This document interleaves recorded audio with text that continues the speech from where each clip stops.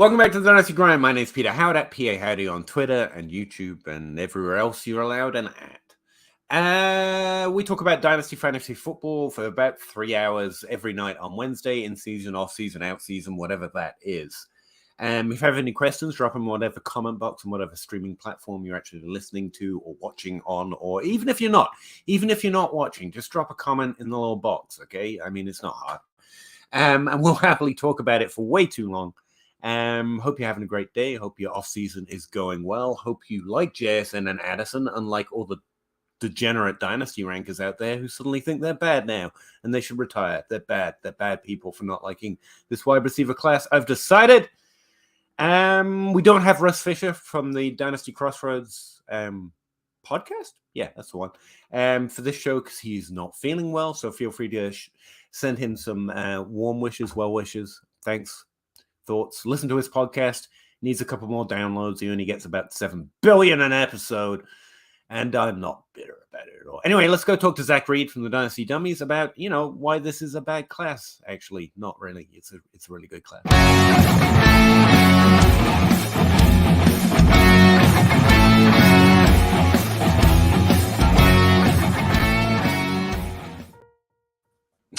Hey Zach, how you doing? Hey, I see what you're doing there. You're like Russ Fisher of the Dynasty Crossroads. You're trying to Did I? Okay. You're trying to drive more traffic to your own show. I need a couple of downloads. I just need a couple of downloads. He can spare a few. Look, Dynasty Trade Addicts podcast, or just That's Trade the Addicts podcast, if I remember.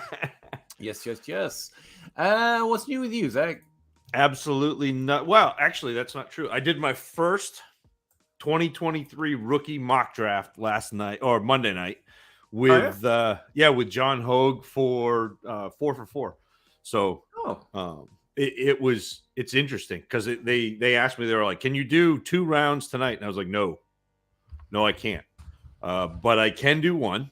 And so that's where we're at, because I haven't watched enough for tight ends yet or quarterbacks yet to do more than 1 round. All right. Yeah, I can't imagine doing quarterbacks. No, I not a single mock draft has been done, but I do know Andy published his mock draft tool for this year, so I'll go mock against some computers. Since I have no friends, I'll just go mock against that. It'll be fine. Frank N in the chat at 7:40. Thanks very much, Frank.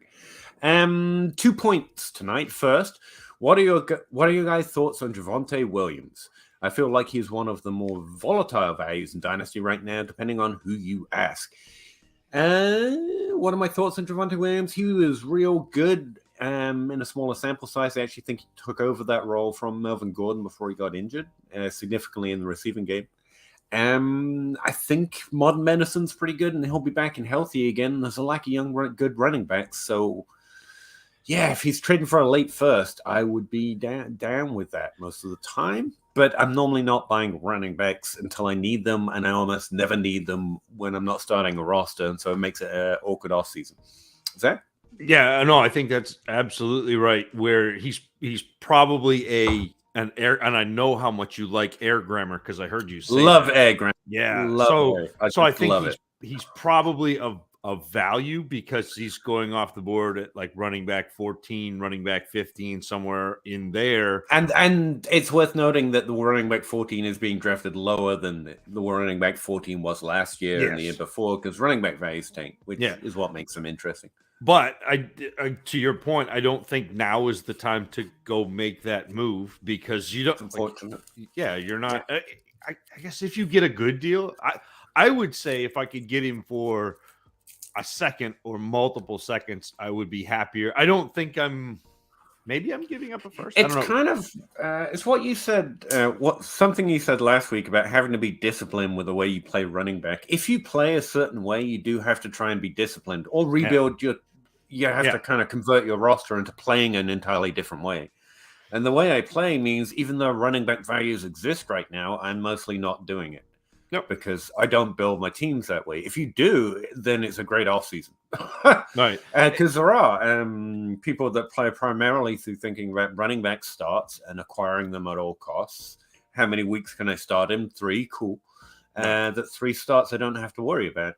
I don't. Primarily running backs are a thing I will try to add to my team when I know I need them. Like literally I'm making a push. And that just means I'm just stuck with knowing that they're out there and I can't do much.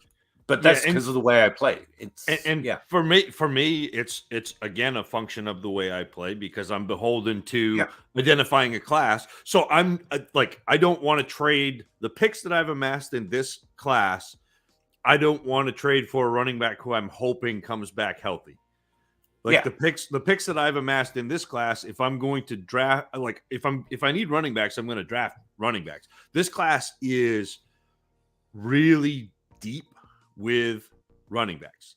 Like there are a lot, again, like not so depth in terms of the number of viable spot start running backs, not like Bijan level running backs, because there's one Bijan, there's a Jahmyr Gibbs who I think is going to be pretty good, and then there are a whole bunch of players who could be what Alexander Madison is when Dalvin Cook goes down, could be what Damian Pierce was last year, could be what Tyler Algier was last year. Like there are probably 7 running backs in this class behind Gibbs, and Bijan Robinson that have the potential to do that sort of thing, which means it's deep at running back.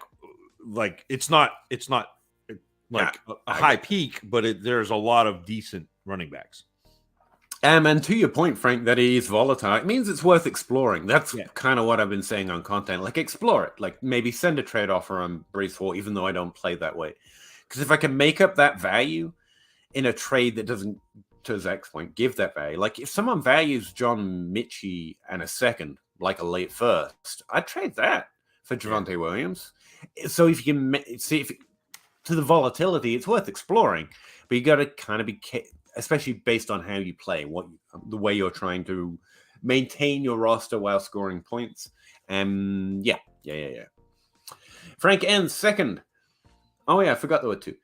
Since Zach is looking at rookie QBs soon, I'm a Gators fan, and so watch Richardson a lot. Watch what happens when his first read isn't there. Also, the Utah game, his best, was season opener. There you go, Zach. I'm gonna be into about 12 games of his film probably in 3 weeks from now. So we're getting there. We're headed. I actually had to watch a couple of quarterbacks this weekend because I was doing that. Because I was doing that mock draft. So I watched Bryce Young and CJ Stroud and a few games of Levis and a few games of Richardson. But I'm not ready to talk about Richardson and Levis yet. Fair enough. I'll talk about him just with the asterisks of I'm just talking. Hurricane Lane, thanks guys for the love on my rookie big board. You're welcome, I guess. After much thought, Devon A-Chain, and that's how he says his name. I learned that one. Yes, A-Chain. Just singular chain. Just a singular chain. Is too low, way too low. Dude is a baller. I think he is a baller. He indeed plays football. I like his production, actually. I've talked to some other people, one of who's going to be on the Crossroads next week, and he didn't as much. He's definitely fast, which we can't double count and can't get diluted by. Being fast isn't going to make you good at the NFL level. But there's a path. And I thought his production was okay. It's pretty decent. I stand by whatever I said in any content I've made about him, because even right now, I think he's like 2 adjusted yards per team pass attempt, and he's got some receiving chops, and also he's pretty fast. So. Yeah, small, is an effective runner inside. It's a smallness. It's A-Chain and who's the other guy who's gonna get dinged for it? Like I've drafted the shit out of him. I love a guy that the combine doesn't like. Like I'll just roster him on principle, to be honest. Flowsaurus Bobby Trees will be finished as wide receiver 49 in 2023. Book it. Okay. It's not a very strong take, nor a take I'm particularly interested in rostering, but I will book it like a flight. If Chalk went to the Vikings on a cheap deal and Thielen goes to an old age home, hey, watch it. No, it's fine. Could Chark be a top 30? He was this year, I'm pretty sure, at least for a stretch. And Chark's fine. Don't spend value on DJ Chark in Dynasty or Bobby Trees is my overall arcing advice. But if you get him for free, it's fine. It's a really weak free agent class, which I think if there's anyone's missing on that, it's not what's going to happen with Kadarius Toney. It's what's going to happen with Juju Smith-Schuster. That's the actual question with his 1-year deal now up. But anyway, that's basically the name that stands out to me. Chark is fine. It's like the if you can do the equivalent of picking him up on the waiver wire, then it's good. But yeah, could easily be a top 36 wide receiver. I wouldn't be excited about it though, because I'm a hateful wet blanket. That's it. Zach. I mostly shrug at DJ. I'm just gonna keep going unless you want to interject. The constant pausing and asking is just putting you in awkward situations. I feel. I was gonna say I can shrug at DJ. My only association with my only association with DJ Chark is that the song that I did. Like anytime someone's like, "What do you think about DJ Chark?" and I'm like, "You just hear that for like 5 minutes." Yeah. Like, sorry, what were we saying? I was doing the thing. Randy White. I'd be more interested in Adam Thielen. Actually, it's the most interesting name on this list. I mean, Thielen definitely finished in the top 36. So. Randy White, typically how many rookie picks do you like to have in the league? As many as possible, and then trade a certain amount. 14 teams to flex start 8. I have the 2, the 4, the 6, the 8, the 201. It's pretty good. Hurts, Herbert, Chase, London, Burks. Why say Burks? Anyway, got it. Most underrated tight end in the world. No running backs. We'll get Bijan. Will you get Bijan at the 102? Well, don't worry about this league, man. You're just gonna win this league. Any league where Bijan Robinson goes anything other than the 101s, just gold. You're set. Yeah, but it could have that. That's the interesting draft is and the interesting thing about league to league is there are some leagues where quarterback value and the acquisition cost for quarterbacks is so high that it's worth. The super flex, it's a fair point. And there are also going to be teams that are in a position where Bijan doesn't actually help them. Like if you are bad enough to have earned the 101 and your team is not one running back away from being competitive, Bijan as a scorer does not help you. And so, I mean, there are scenarios by the end of the year, and you can probably trade him for more. Before, well, and I think that's true too. But what I'm saying is like there are scenarios where that the running back is not the 101. I'm taking Bijan 101 wherever I've got that opportunity, but there are scenarios. To answer your question. It depends on the rookie draft, how many picks I want. So it's not a specific number of picks like per year, but a class like 2023, I want a lot because I identified it 2 years ago as the class that I'm going to go make some hay in, and so I'm going to do that. Yeah, that's what I was going to say to your overarching question. I mean, you trade for more value than you should, or you draft the players is essentially it. If you're asking like where's the cutoff, like in a superflex, the 3 is a pretty interesting cutoff, but I'd go down as far as 6 in this draft class before I'm really like, okay, I'm kind of interested in shopping. But even then, like if whatever situation your team's in, depending on the draft, you could hit up a number of wide receivers or those running backs who would get more accurate anyway, and be pretty confident that you can trade them later if you can't trade out now. So There's no point. There's no number. Like after I take 3 rookies, I only want 3 rookies a year or anything. So you just play what you can and draft the best players, not based on what you need, but league situation aside, what Zach was talking about, draft the players you think are the most likely to make the most fantasy impact, in order, or get great trades. That's it. He continues. I think I need to sell the 108. Okay. Yeah. I mean, it's a good pick to sell. But to be fair, like Again, don't draft wide receivers and rookie drafts unless you're very certain of them. Basically, trade up for the ones you want or trade out. Overarching rule. But I'm beginning to really like the upside of Keyshawn. Quentin Johnson's fine. And Josh Downs is going to be solid. If nothing else, he's going to be solid. And I know you're probably not as high on Downs as I am. And I'm not high. Like, I dropped him to the bottom of my tier 2. But, like, he's going to be really good at what he does. And that's nice to know. And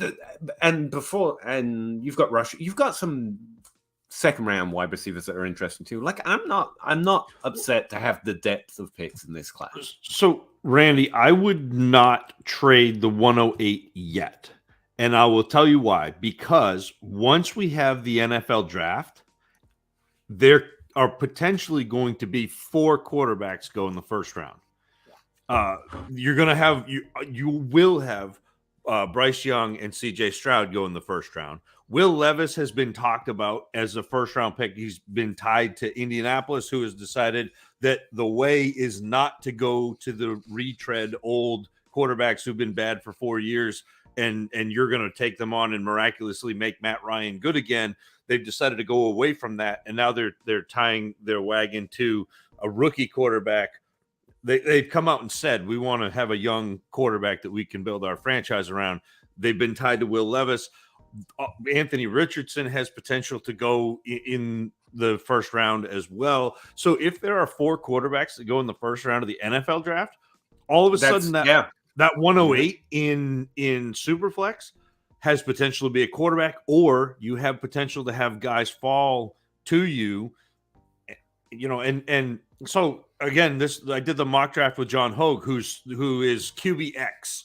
Like, that's his thing is he's the super flex dude. He wants to draft all the quarterbacks. And so I had the odd number picks, and I ended up with Bijan Robinson, the running back 1. I ended up with CJ Stroud, who is the quarterback 1 or 2, depending on what what you think. I ended up with Jackson Smith and Jigba at 5, and then Jordan Addison at 7. So I got the wide receiver 1 and 2. And if one of those quarterbacks happens to John flop shames me. You imagine would you imagine being at 108 and getting Jordan Addison? How excited would you be? Ecstatic. Yeah. And so, Randy, I agree with you that depth isn't as much of a need as studs are, but you have potential to get studs at the 108 in this class. And once again, to answer your question a little more broadly, just hoping to help out others as well as yourself specifically, because Zach is right in this case. Wait. I think Burks into London is a good trade, but I'm close enough on him. I think London's a little too low, but I think Burks is a lot too low. Like, I need a second-round pick in this exact trade back with London to even it out for me. So I might go a little higher. Go get Olave for Burks on the 108, or try that, because he's a little too low as well. But I don't mind the idea here of just upgrading your players with that late pick. That's the right kind of idea. From there, we're just gazing at our navel, arguing about who we like better. But there's some ideas. Yep. But yeah, wait, that 108 could become like lit. Alex, any suggestions in preparing a rookie draft that happens before the NFL draft? Don't. Oh no, also, I like it. Zach, we need outhouse for this first time, and so far it seems people are more hesitant to move up and down the draft board. I can't speak to how your league's going to act, but yeah, maybe. I don't know. My overall feeling in Dynasty is the best way to be is to move faster, not slower. So if they're already hesitant, you go even harder. And especially for the NFL draft, you want to draft with certainty. And that's, a pretty clear tier. Outside of the quarterbacks, it's Bijan Robinson, Gibbs, JSN, and Addison. Get them. Like, no fear. That's how I would want to act. These are the players I want. They're the ones I'm most certain of. I'm going to trade what I need to get them before the draft. That would kind of be my way of going about it. Yeah. And the other thing is there's going to be value that falls. Yeah. So to me, before the draft, if I have a league, I have one league. I have a league with Russ that drafts before the NFL draft. In that league, I keep a ton of picks because normally I will trade second, third, fourth round picks and just get rid of them. In that league, I keep those because in that league, I trust my evaluation pre-draft more than I trust the other people's in my league. So like I think I can actually make steps, make gains in that league when we draft before the NFL draft, because then it's just my evaluation versus somebody else's evaluation without the NFL input. So, and also just to start throwing that name out there, don't forget Rashad Bateman. I told you after his value started to drop, and it's done nothing since. It's a really good time to start adding him to trades and start thinking of someone to add to trades. But yeah, Zach's right, of course, as always. I'm wrong. I'm sure. Happy Wednesday and appreciate the show. Thank you very much, Alex. Thanks for checking it out. Baker Kid 2, 10-team 1 QB. How long is it going to be before everyone's like, Baker who? Feels like it's been a minute. Anyway, 10-team 1 QB start 10 PPR. What's the best course of action for Christian Watson? Trade him up into, well, actually you can trade him across to Drake London or Burks and maybe get a little ahead, depending on how they feel. Or go up, go get Olave. Or Wilson. Zach is a big fan of Wilson. He's a Jet, but someone's got to be good in the Jets, right? I mean, he's gonna be catching passes from Derek Carr or Aaron Rodgers this year. So Elijah Moore. I mean, I hate the number of Jets I like right now. But yeah, that's basically where I approach it. If you can't get something really good that you're like, oh, I definitely got an upgrade or a tier up or a player I like that's at a better position, then you just got Christian Watson, and it's not so bad. It's actually pretty good. Like I don't let my hatred of Christian Watson hide the fact that I actually quite like Christian Watson. I'm really a big fan of what he did. I love a lower conference player coming in, showing he can play at the NFL level. The more of that, the better. And he definitely showed that. I just think he's a little more limited than some of the upside. Like he's not Devontae Adams. He's not Jordy Nelson. He's Christian Watson for a start. He's got his own name. Let's use it. And it's pretty nice. It's pretty good. It's just and hell, I don't know. I don't coach football. Maybe it's the type of thing you can develop, but he did the same thing in college. They did in the NFL so far. And so I think that's pretty much how they want to use him. And this high upside weekly. It's like an upscale Gabe Davis, and there's no shame in it. He's a great player and he's going to score points. As soon as Aaron Rodgers gets out of the darkness, I guess. I don't know. The other way to do it, if you can't, because these trades, I mean, everyone's pretty sharp, and something just literally talking, tight end's a really interesting position right now. Travis Kelce's falling because of age, and I just like Travis Kelce's positional value. And so if you've got a pretty decent team, you can switch over to tight end. Pat Freiermuth, been arguing for a minute. Kyle Pitts, the first time, is at a mere elite human value. And so and switching position is often a good way of trying to get a trade done. And I don't think tight end's so bad right now, especially as we were just talking about running backs a little iffy, but there are some values there. Like we just talked about, for the right trade, you could make a running back trade, or I'd start looking at the quarterbacks or the tight ends, try looking for those values. Because whoever you're trying to trade with should like Christian Watson quite a lot. You got to look for the guy who loves him. But even if not, you're probably going to get a pretty fair value. And that's kind of how and if not, I've just got Christian Watson. I'm pretty happy with that. So in a 10-team, one quarterback, and I loved your pivot to the tight end. Like Kelsey's a great, Kittle I think is a great one. Kittle's great. And absolutely in a 10-team, if you are not going to go get a positional advantage with one of the tight ends, pair him and go up, or go after one of those great quarterbacks. Like add something to him and go get Josh Allen or that top quarterback. And again, like me and Zach both play in a limited number of leagues. We're not playing at these are things that I think of and I try to do in my leagues to more or less success, which is why I'm adding the, if you can't get it, you've just got Christian Watson, because that happens a lot. But as the offseason started, I ended up with the Kyle Pitts share. Don't hate it. I ended up with Cooper Kupp. I've ended up with some of these players because they're in the right window to try and get them. And so you explore it. And if you can't, don't. Yeah. Yeah, I try to remove my as much as possible. Increasingly, it's like I'm low on Christian Watson compared to ADP, but my league ain't ADP. Okay, they're living, breathing humans with their own names, and you just got to roll with what they'll give you while trying to maintain your roster as best you can in terms of value and points per game. Alan Davis, has the fantasy football convention in Canton been scheduled? You can actually go to the website right now, find out, and start booking hotels. I believe.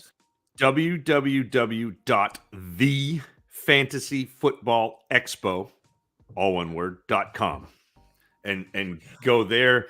You can get ticket packages that go all the way up from $75 for Friday, Saturday, Sunday to I think like just Sunday and the actual expo. There are hotels, discounts for hotels, like it's all there. It's worth going if you enjoy fantasy football and not just as an analyst. Like it's so much fun. I really enjoy it. I'm really glad I went. I will say I'm not sure I'm going to be able to make it this year. Not that affects anyone's decision, but I would say if enough of you are like, we want you there, I'd be like, I'm forced to now, wife. Look, there's like 30 people. How many do I count as? Like 7. Not your size, obviously. That wasn't a reference to it. That wasn't fat shaming. No, but I would recommend. And this is probably not true, but it might be a little more star-studded this year. Just a few people I've talked to. Not that I'm in the league of; they're in a higher league of me. But they've mentioned maybe they'll go this year. They didn't get to go last year, and they're kind of interested because it looked fun, and it is a lot of fun. And if you're a drinker, it's mostly happens in a hotel with a bar, and most of the activities center around drinking. I am not. Neither is Zach. I still had a great time. It was awesome. It's not a get drunk and have fun. You just meet a lot of fun people who I don't know what your life is like, but no one in my real life gives a crap about football, let alone fantasy football. It's nice being in a room where you're not the weirdo. To be honest, it's so cool to me because it is like scrolling your Twitter timeline or your podcast app in real time. Like you see everybody. And then the other thing is everybody there or nearly everybody there is exactly like you think they are. Like that's the cool thing is everybody's approachable and everybody is willing to sit there and talk to you, whether you're a fan or an analyst or, it doesn't matter. It's just a really cool weekend. Even though I said the star-studded thing, like don't go to meet anyone who's famous in this business. They're great and they will be approachable and awesome. But honestly, just the people in this chat, me, Zach, just the regular people playing Dynasty, they're just awesome to hang out with. We have a good community for a good reason. It's because most of the people in it are pretty cool. And we can argue about fantasy football or not.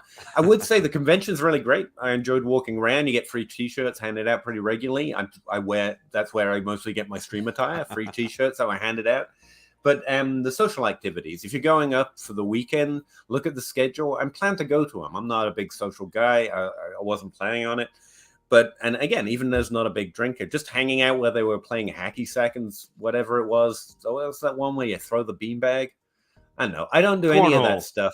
Cornhole, but it was just a group of people. There were conversations everywhere. And even as not a social guy, like I felt welcomed. And it was a lot of fun. And those were the fun times. The convention's great, but just those social activities around it, it's worth going to. It's mostly free, especially if you don't drink, because there's not much to spend money on.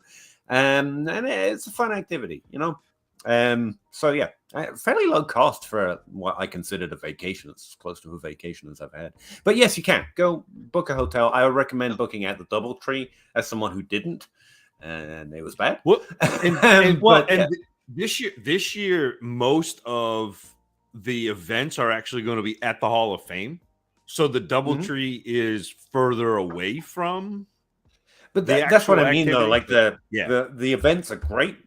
Yeah. But the social stuff was honestly why I went, and it was honestly the best part. And it tends to cluster because the Hall of Fame is amazing, obviously, but there's not a lot of it's a museum kind of a feeling. There's not a lot of hang out in a group of friends over here areas. And so what I'm saying is like this year the actual expo is at the Hall of Fame in the dome. So like most everything will be there. But again, we're plugging this like we're making a cut. Yeah. But we're not. Like it's just that much fun. And As and people again, who plug nothing, you probably like, get that that's not what's going on. I will iterate again, reiterating that it's not just like people think it's just for analysts. It's absolutely not. It is absolutely it's not for analysts at all. No, it's meant for the entire community, and so it's meant for us not to feel like the weirdos in the room. Yeah, it's really well done. Bob Lung does a great job. So. And you get to meet Bob Lung. It's pretty cool. And Ryan McDowell's walking around. It's a pretty weird feeling. And I would say, even while I was there, and it's moved now, probably because the DoubleTree was overwhelmed, even our small. And I would say, if you do go, DoubleTree was overwhelmed with us. Everyone's nice and friendly, and so will the community. But like, be nice to the staff. Like they're dealing with a lot. With the fantasy football grinders walking around. Maybe tip pretty well, maybe say yes please and thank you as we normally do in service to service personnel, but they have to put up with like 300 Dynasty and Devi guys walking around and girls. They deserve a little extra smile, you know. I'm just saying, but put out a good show for them because they work real hard and they're real nice, and I saw them get a little overwhelmed even though we're all trying our best before that. I think that's probably why some of it's moving to the convention, but still worth putting in the effort. Anthony, need advice. Inbox offer. Get Burrow, Higgins, give Dak, Judy, and 224 first. Judy's interesting right now, by the way, but I think I just went Higgins. 125 first. Is that too much? I think 3 firsts on that side is probably too much. It like feels Burrow like, and Higgins are the stars. It feels like a first too much. Yeah. I keep that 25 first. It's just too far out anyway. Try not to trade that far out. Yeah. 12 teams, start 10. Have Hurts, Devontae Smith, Debo, Sutton, Tony, Moore, Chubb, Swift. It's not bad, but it's probably a first too heavy. Would be my first. Yeah. And there's a little bit between Dak and Burrow. Like I have Burrow above Dak, but it's not like it's value not a at least huge amount. And the same. I mean, like Higgins is a substantial first ahead of Judy, but and more people are going to want to roster Joe Burrow. It's an easy way to think about that. More teams in your league will be like, "Oh, great, I got Joe Burrow," and most people who get Dak are like, "Oh, I found the replacement Joe Burrow." Right. And so Joe Burrow's the one that carries the value there. Order 66. How many 2022 wide receivers did you guys have rated above the 2023 incoming? I don't really profile that way. I think there's at least 2 in this class I would have ranked above everyone. They would have been with Treylon Burks, although now I've got new modeling. There are 2 I would have put above all of them. Yes, and that was what I like. It said, how many 2022 receivers would you have rated above the 2023 guys? Let me go through my list because there are Addison and Jackson Smith and Jigba are ahead of everybody in the 22 class, and then it would be Burks and Wilson, and now Olave. Going back, Olave, yeah. Like I had Olave in my tier of like. I had like 5 players in that third tier. So I had like Burks, boom, Wilson as a tier. And then it was London, Olave, Pickens, David Bell. And I'd have to go back and look. There was one other, I think, in that list. But Jameson Williams. Yeah.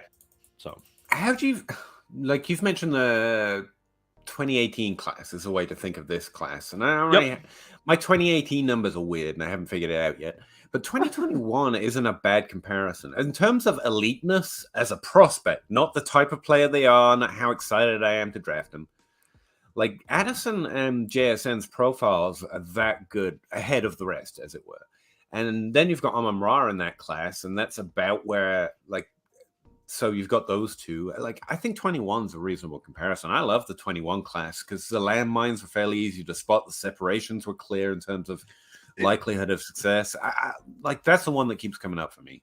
Well, but the reason why I keep going back to 2018 is because of the really elite running back at the top. Yeah. And Oh, then, yeah, I would fully agree to the running back stuff. Yeah. well, and then you have a pretty deep class, sprinkled down through. And so I think that's the reason why I keep gravitating toward the 2018 class. And again, you're never going to get a 1-for-1. Like it's not going to be that class, but to me, it's easy to identify a really elite running back and then 2 high-end wide receivers and then another running back and another wide receiver or 2 who are in that next tier. Plus you've got again, I think Bryce Young and CJ Stroud are legitimate NFL quarterbacks. I think they're very good. I don't believe they are elite. I don't think they run enough to be elite. I just did this. I looked. 8 of the top 10 quarterbacks in scoring last year were top 10 rushers. It's becoming a thing. It's why Richardson might be a thing in this draft, right? Yeah. And expect about 20 years, but whatever. 6 of the top 6 had rushed for over 350 yards. Like all 6 of them ran for over 350 yards out of the top 6 quarterbacks. It's just it's a thing.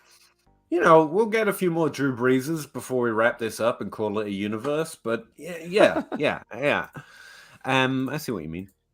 I'm not doing quarterback. You can't make me. Lounging Bear, do you see the slipperiness and contact balance in Gibbs? That wasn't badly spelled, by the way. I just suck at words. Do you see the slipperiness and contact balance in Gibbs that made Kamara elite? Unfortunate time to mention Kamara, but or is the comparison more so just as a receiver? Gibbs is I'm going to let that go because you're asking specifically about stuff that I don't know about. So I don't compare Gibbs to, and again, I don't like comps, and this is exactly why I don't like comps, because as soon as got their own somebody names, damn it. Well, but as soon as somebody hears Kamara, they're immediately going, okay, I'm getting 900 rushing yards and 65, 70 catches and 500 receiving yards. And like, it's really hard for me to sit there and go, yeah, that's what Gibbs is. But he is a great pass catcher and he creates yards after the catch. He's very good inside, which you wouldn't expect because he's a little small. He's 5'11", 200 pounds. It makes up for his lack of size because he's got really good vision.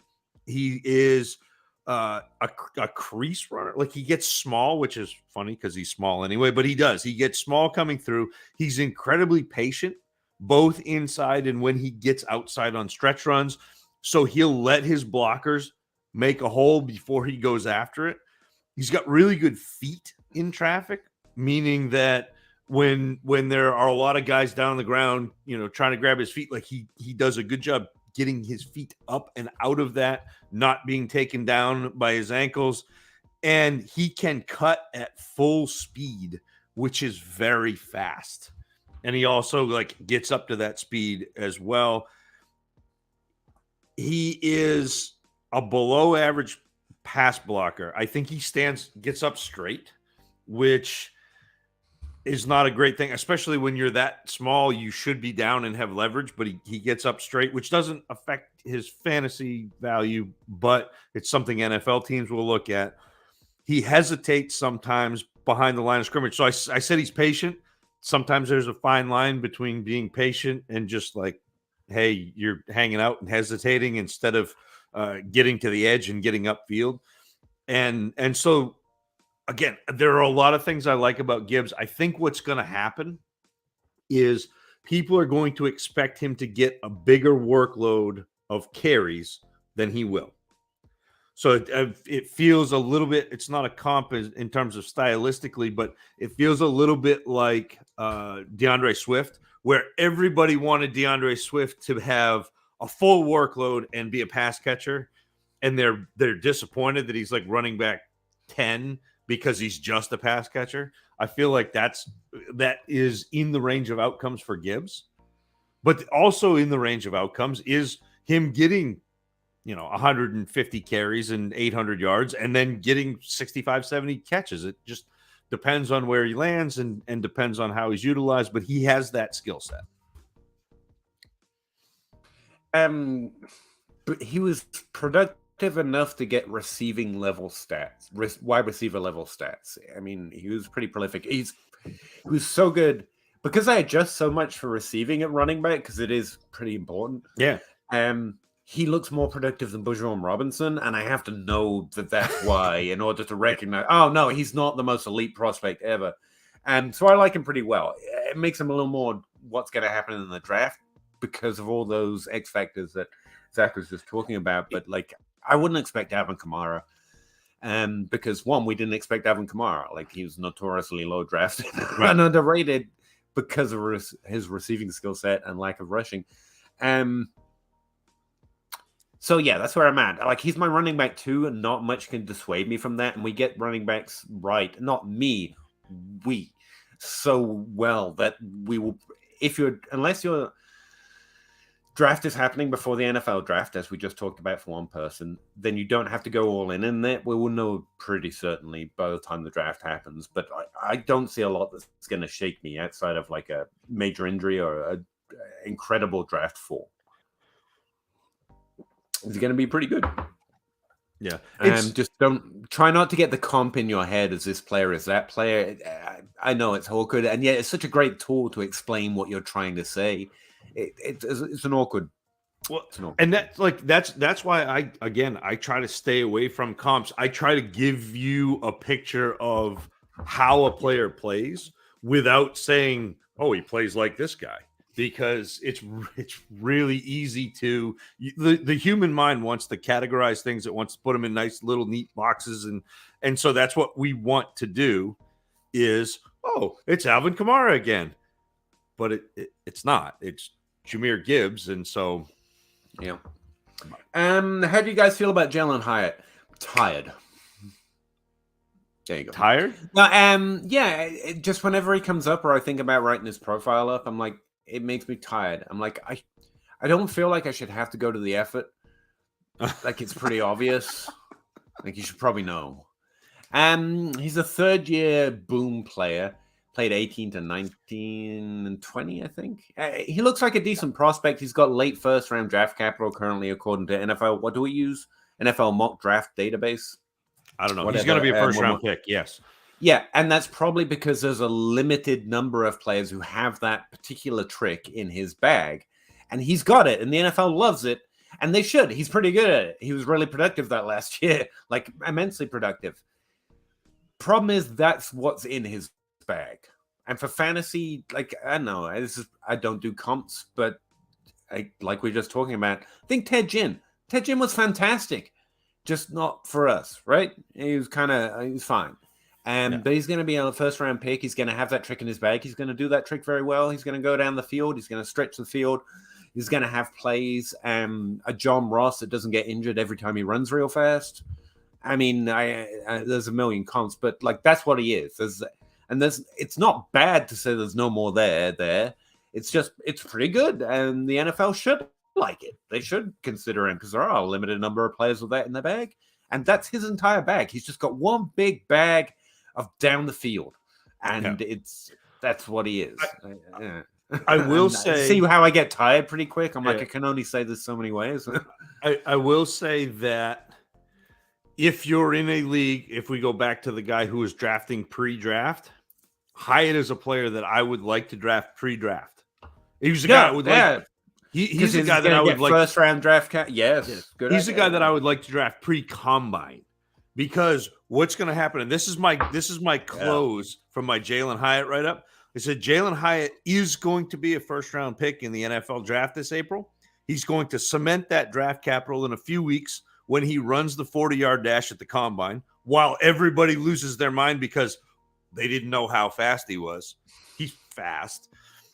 And Jalen Hyatt will catch some long touchdowns over the course of his NFL career. What you have to decide is just how much that matters to your fantasy team. And it's probably not a first-round rookie pick. Like, don't do that. Don't first-round rookie pick Hyatt. And he will be after He's probably going to be a late first. Yeah, after the combine.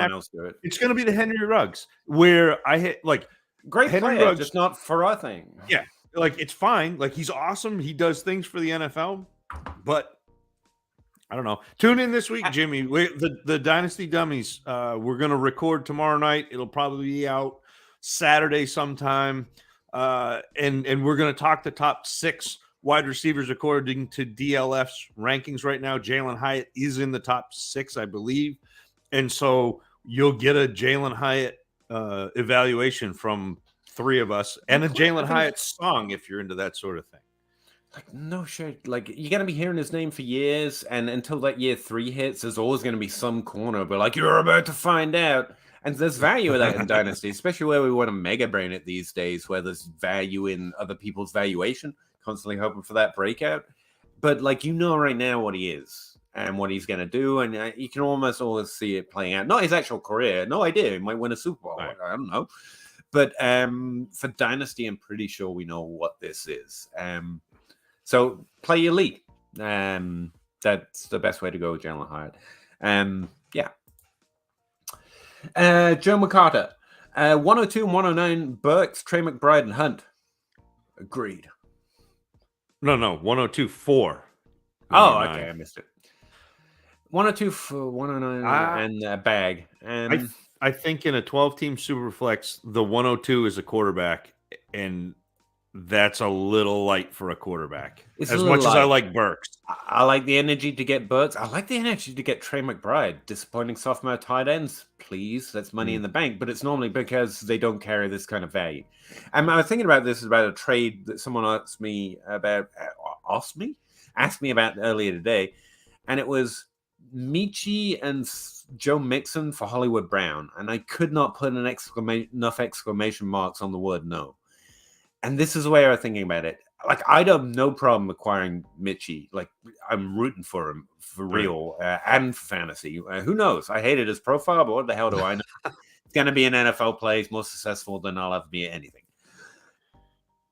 But if he's carrying value in that trade, then it's not the trade for you. And in that trade, like, Mitchie's got to do something for that to work out. So no.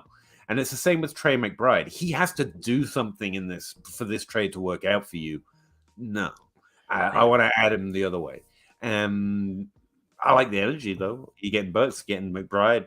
Hunt even is somewhat, a great bet pick at a good position. But the 1 and 2's just, we're still talking, we expect elite from that. If we don't get elite from the 102, then we messed up, and that's fine.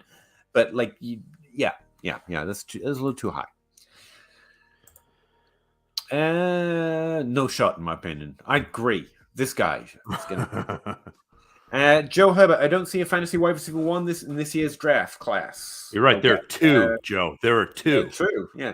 Which no means the top of this class is overvalued. I disagree on every point because I think there are 2 that are at least top 12 wide receivers. We miss. But the prospect profile is easily the equal of any top 12 wide receiver we've had over the last 5 years.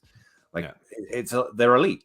And there's very few questions. JSN has the most questions, and is one people are least concerned about.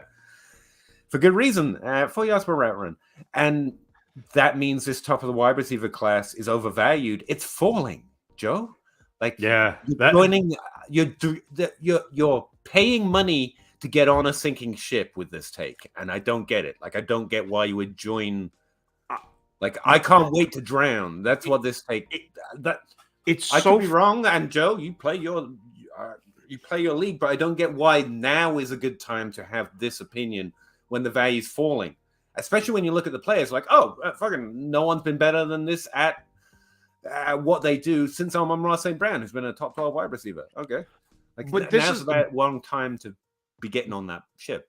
But this is the same. Like, this is the same energy. I mean, like every year when we have the class where the slot receivers are up at the top. So do you like AJ Brown was going 109, Cooper 110, Cup. 111. Cooper Kupp wasn't even going in the first 2 rounds. You just missed Schuster second round. Both had top 12 seasons. Justin Jefferson dropped. Justin Jefferson dropped because he's not the wide receiver 1 on his own team. Yeah. How many first-round picks you give me for Justin Jefferson right now, Joe? Well, that's the top of this class. That's the upside of the top of this class. I mean, you can say you don't like him or you don't think they're that. in which case we can have the conversation. But to say Justin Jefferson level type of profiles aren't top 12 wide receivers, like, I don't know, get rid of the modern NFL. The modern NFL accepted the slot 3 years ago. Maybe we should get on board with it. Well, and it's interesting because I think that's the thing though, is the modern NFL has accepted the slot as a very functional, viable asset for their teams, but they're still looking for the X receiver and the burner just as hard as everybody else is, which is why I think that there's still that like hang up of, these are slot receivers. I think AJ Brown measured. No, I might be remembering that one. I think he was closer to Addison. AJ Brown worked in the slot his best year. Yeah, right? No, a ton in the slot. Yeah, like that's why we liked him. Like, but this slot wide receiver sucks. That's why. Well, that's why everybody hated him. Like I fought so many battles over AJ Brown. I fought so many battles over Justin Jefferson. I like that's just I am, and unabashedly, I love slot receivers. I fought the Cooper Kupp fight. I dig that because I think slot receivers are the money ball. They're the on base percentage play in baseball, because in baseball, if you get on base 100% of the time, you never make an out. As a slot receiver, if you catch a 5-yard ball every time, your team gets a first down every 2 plays, which means that you never stop. And in fantasy, that 1 5-yard catch is now a 1.5. Like, bang, a 1.5. You got a 5-yard catch, a 1.5. So, it just, you roll up points that way. You roll up high volume that way. If you're catching 100 balls as a wide receiver, that's free points in fantasy football and PPR. It's great. Okay. And to be clear, Joe, the energy is purely fantasy related. Yeah, absolutely. I really appreciate the comment. Yeah.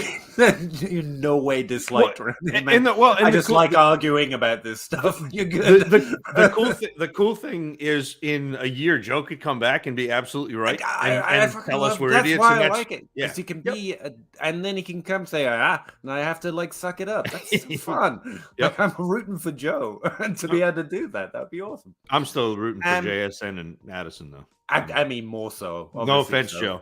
Also, not being owned is fun sometimes. But yeah, that's where I'm at, and that's why. Equity loan. His name's really confusing. I keep thinking I'm getting a bill, and this is spam, by the way. Equity loan, just to let you know. Appreciate you coming back. ESPN came out with a neat piece on what team had the most open receivers. That could be interesting if it's adjusted well enough. 3 yards was their metric. Denver was number 1. I thought that was wild. Already high on Judy. Judy's probably, definitely underrated. I just found him underrated in my ranks. So I got to change that. How you're going to say, how are you measuring open? Though, absolutely. You know this because I started my podcast with this because nobody measures separation the same. Nobody does. And if it's when the ball gets there, that's not on the receiver. It's absolutely not on the receiver. It's on the quarterback to get the ball there while the receiver's still open. Now, if you're talking about separation at the point of the throw, that's absolutely on the wide receiver. So it's hard for me to sit there and go, oh, yeah, this matters, if I don't know where we're measuring from and what we're measuring. Also, you don't have to cover everyone using these terms interchangeably, but defining them differently has been my biggest bugaboo since getting on Twitter. That's wild. I'm constantly definitions, and everyone's like, you nerd. And I'm like, I'm not. I just want you to stop being able to hide things in the margins. Use the same term for the same thing. And I would say Denver's a really interesting offense. If you can't get Judy, no one wants Russell Wilson, which means it's actually pretty okay to have Russell Wilson right now. But yeah, Judy's probably the best way of going about it. If only they had added one of the most brilliant offensive minds in the last 30 years, Timing is everything, especially when you ignore the coaching staff. I don't. Did you ignore the coaching staff this year and draft Russell Wilson? How'd that work? Pretty good. They call uncertain with you. So absolutely. You tell me. and they kicked a 62-yard field goal in the first game of the season on third down with like 30 seconds left, and hey, that's that 3 kind of points, summed man. up. It was no, they missed. It was all over. They were like, you can't give up 3 points. Russell Wilson can't throw it that far. We're just gonna kick. He definitely can't throw it that far. Good. Lounging Bear, which wide receivers do you think have the makeup to join the Jefferson Chase? We've already mentioned the two. I think, and there's also a surprise, right? Always a nice 4th round surprise who I'll start digging into later.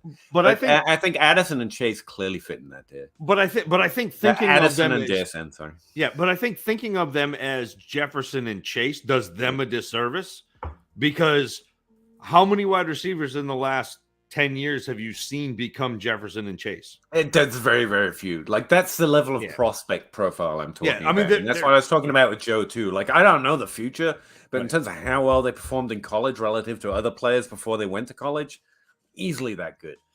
And I had after that, you've got some great Kenny Golladay prospects. You've got some good players. I think Downs is my favorite of that group. And you've got some, like Zach said, probably better off drafting in the 2nd round for some decent, like Donald Mooney and serious upside in this class. And like, I haven't even gotten to half the names. One of the coolest things is somebody like Zay Flowers, who he's really interesting. I'm trying to listen better. This is the way I made a video about this one, and he was in it. I'm trying to get better at listening. It's one of the best. It's a constant struggle. I've been trying to listen to you for years, and I've improved for it. And I keep telling myself to go look at Zay Flowers again, because Travis May definitely had an energy of you're going to underrate what he can do because of the touchdowns, and because it's right that it's a red flag. And something I noticed just glancing over it, guy was running. Yeah. No, and again, that's interesting in this NFL. You know, I know that as a metrics analyst, like the hackles go up when somebody says route running.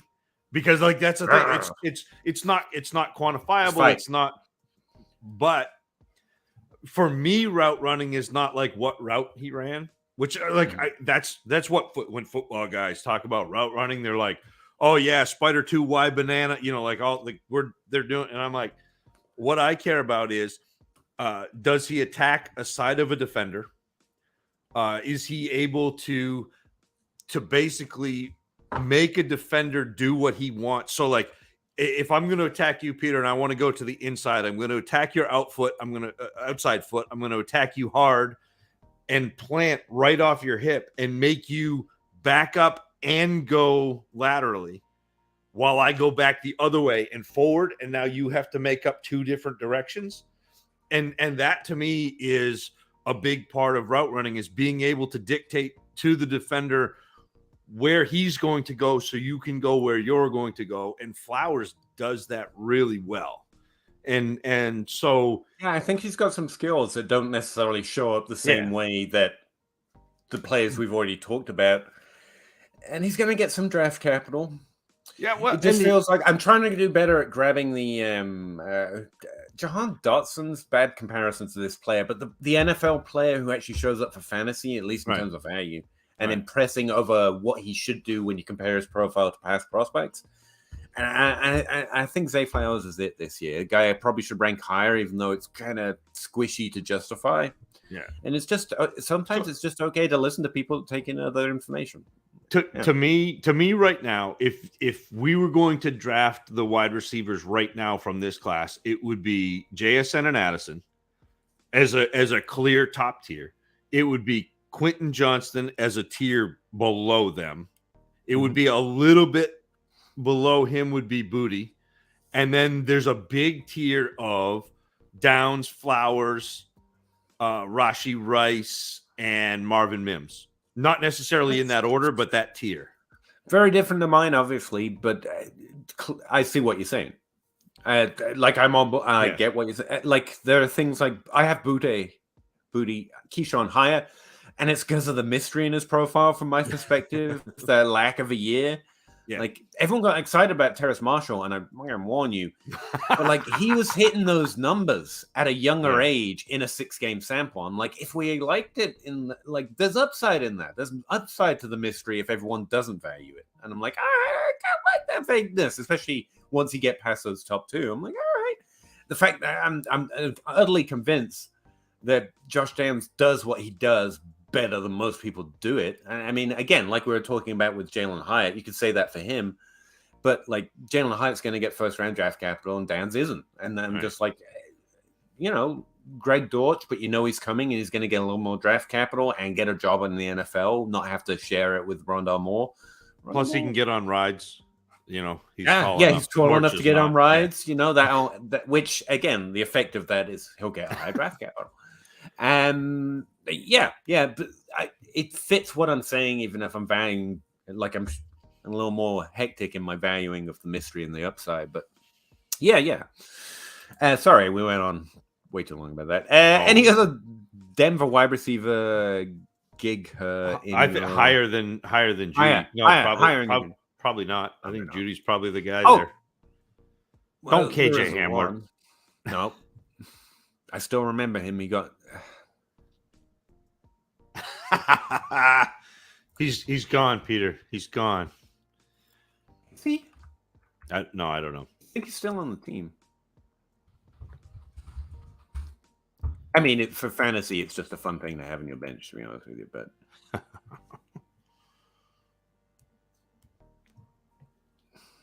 Judy Hamler, Brandon. No, he might not be on the team anymore. No, he is. He is Tim Patrick. Never trust a man with 2 first names, Peter. I trust a man with no draft capital. I still roster Tim Patrick, and I'll be pretty happy. But Cortland Sutton's dead to me. I'm sorry, you can only disappoint me that hard once. Especially after I had concerns, and I talked myself into it. But yeah, no, not really. Tight end? Nah. Joe McCarthy, 12-team Superflex. Where does it take to move down from the? What does it take to move down from the 101 to the 102 in Superflex? Not a lot. Like I said, it's fair to flip Bijan and the quarterback 1 a little bit, depending on your league situation. If your quarterbacks tend to be overvalued, even relative to Superflex. So it's actually not such a big difference for me. Team situation probably sways it for me. I think you can get more than a 24 first. Get more than a 24 first. I think you should try. Yeah, I'll be comfortable with a first. So if you're saying, well, I'd accept, give me a 24 first, I'll definitely trade down. So here's my thought though: is Bijan Robinson is going to be a difference maker at a position. But I will again, barring injury, he is that talent. He is a top 4 talent of players that I have watched in the last 8 years. He is. I do not believe that the 2 quarterbacks that are going to go at 102 and 103 are going to be top end quarterbacks. I don't think they have the rushing ability to break into that top 6, that real difference maker quarterback tier. Now, could they come in and end up in the Kirk Cousins tier and or the Trevor Lawrence? Yes, absolutely. They could end up in that second group of quarterbacks. But to me, that positional value, that positional advantage that Bijan Robinson represents is worth more than that first. Yeah, I just think it is. That's team situation. If your team's not, if you earn the 101, for example, are you really holding out for it? I mean, if I earn the 101 and I can't get what I want in that draft, then I'll be trying to trade him for an already. I'd rather trade him. I'd rather trade the 101 for an already established quarterback plus than I would for the 102 and hope plus. So maybe search for a different trade, but I'm actually fine with just adding the first. But Zach's not wrong. So play to your team, Gavin Ferguson, 1 of 3. Okay, Gavin. No, I'm joking. Let's settle in. 12 teams, Superflex, start 10, half point PPR. plus 0.5 for tight end premium. Pittman, Godwin, Olave, solid. Hopkins, okay. Hollywood, yay. Elijah Moore. And you're still holding on to Gallup. I appreciate you. Andrews, so you've got Andrews. Nice. Ayuk, McBride. Ayuk's good. McBride's a good value to hold. Hawkinson. Oh, wait. This is a trade? No, Give Ayuk and McBride. Get Hawkinson 2 seconds. Ayuk and McBride. I'd do that in a tight end premium. Yeah. Ayuk's worth more than 2 seconds, and McBride to Hawkinson. I would rather have the Hawkinson side. Yeah, it's a Hawkinson side in that tight end premium. Yeah. Figure I had the stud and depth to afford an overpay. It's a little bit of but it's not even that too far. Yeah. I mean, the thing is, Hawkinson's way overhyped right now. I would reconsider.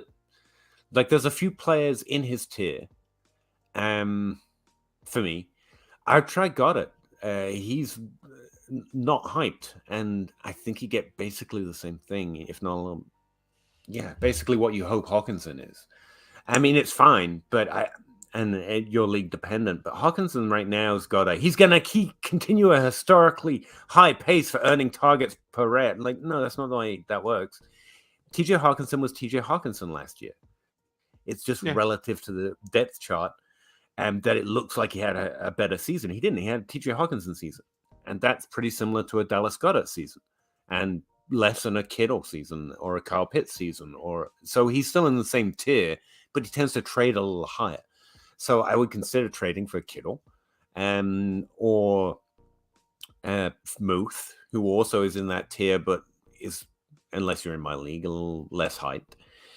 And Dallas Goedert's underhyped of them all. That's my only note. Like, I think maybe you could get away with more if you went for Goddard, but this trade's fine. And figured I had the stub debt to avoid an overpay, and that's what made me think of it. Like, Hawkinson isn't. Go get Kittle. He's not going to provide the positional. If you want to overpay for something that's going to make a difference at the position, you want Kelsey, you want Kittle, undervalued. Yeah. Or you want one of those middle class, but that's not something you overpay for. Right. So I that's my only note. My only notes. First year of tight end premium and got solid depth at QB/RB with Lawrence Walker, trade Walker, and Jacobs as my stud power. It's obligatory. I put it in my own contract since I'm the only one I have a contract with. Sounds like a pretty good team. Sounds like you're doing well, Gavin. Keep trusting yourself. Puff pass kick, one or the other. Is the title of this week's episode sarcastic? I was a minute late. Absolutely. Yes. I mean, I put it in little quotes. It's very dry British humor. Don't worry about it. I guess that's what it is. Brian. Hey, Brian. What's the outlook of this player like Michael Carter? It's what Michael Carter's done to this point. You're hoping for a top 24 season.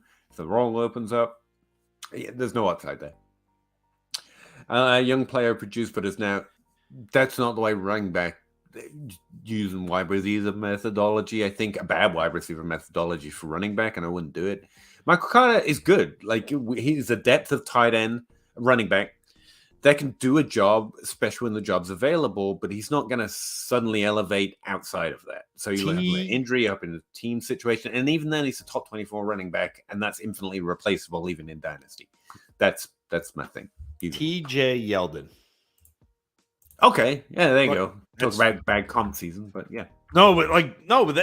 You had a pass catching running back who's a little undersized, who took over a backfield when people got hurt and did well, and then when the backfield came back, they traded him to Buffalo. That's Michael Carter. And he was still a good NFL player. Did things. There's upside if roles open up, and that's it. But he carries name value, which means he's always going to be on the more expensive when that opportunity opens up. So if you get Michael Carter for almost nothing now and trade him when that happens, that's a dynasty move that I would consider. But I'm not trading for running backs typically unless they're additions to other trades. But that's just my 2 cents. Tomorrow night at 9:30, Todd. Sorry, I'm trying to update my database while do this. It's a bad idea, but I'm doing it. When will the Dynasty Dummies be back on YouTube? He just answered it. I did. Do you do tomorrow YouTube? Do you put it night on at YouTube? 9:30. Yeah, Oh, awesome. we usually go live. But Neat. Pete, that's Gavin killing Grant, your 12 Team feed. Superflex. Oh, sorry. All right, hang on.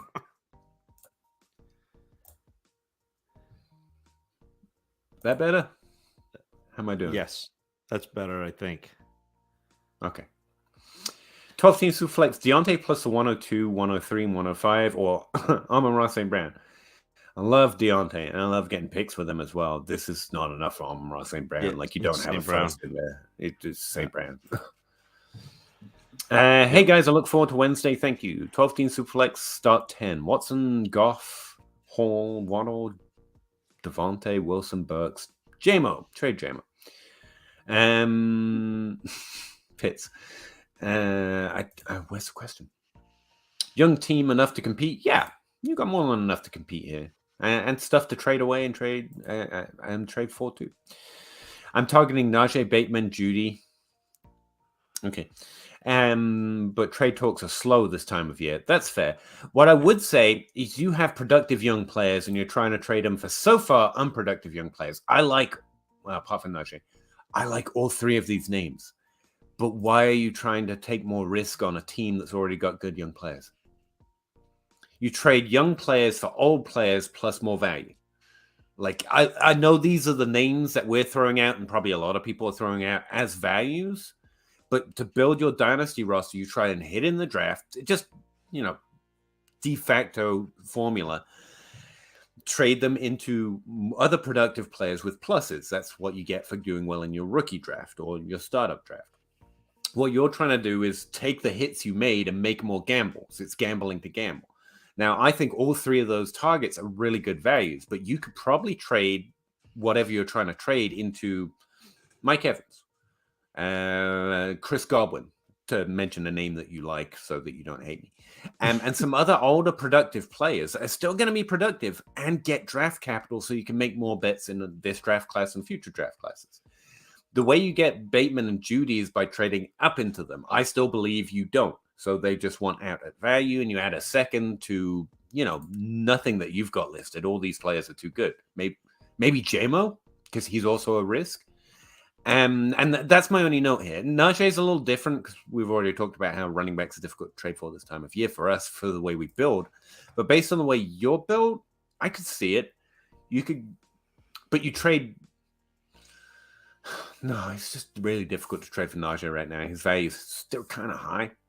But anyway, that's the thought that occurs to me. It's like your team's solid. You got Burks, who's a little risky. JMO's a little risky, but the top of the wide receiver depth chart, perfect. And young.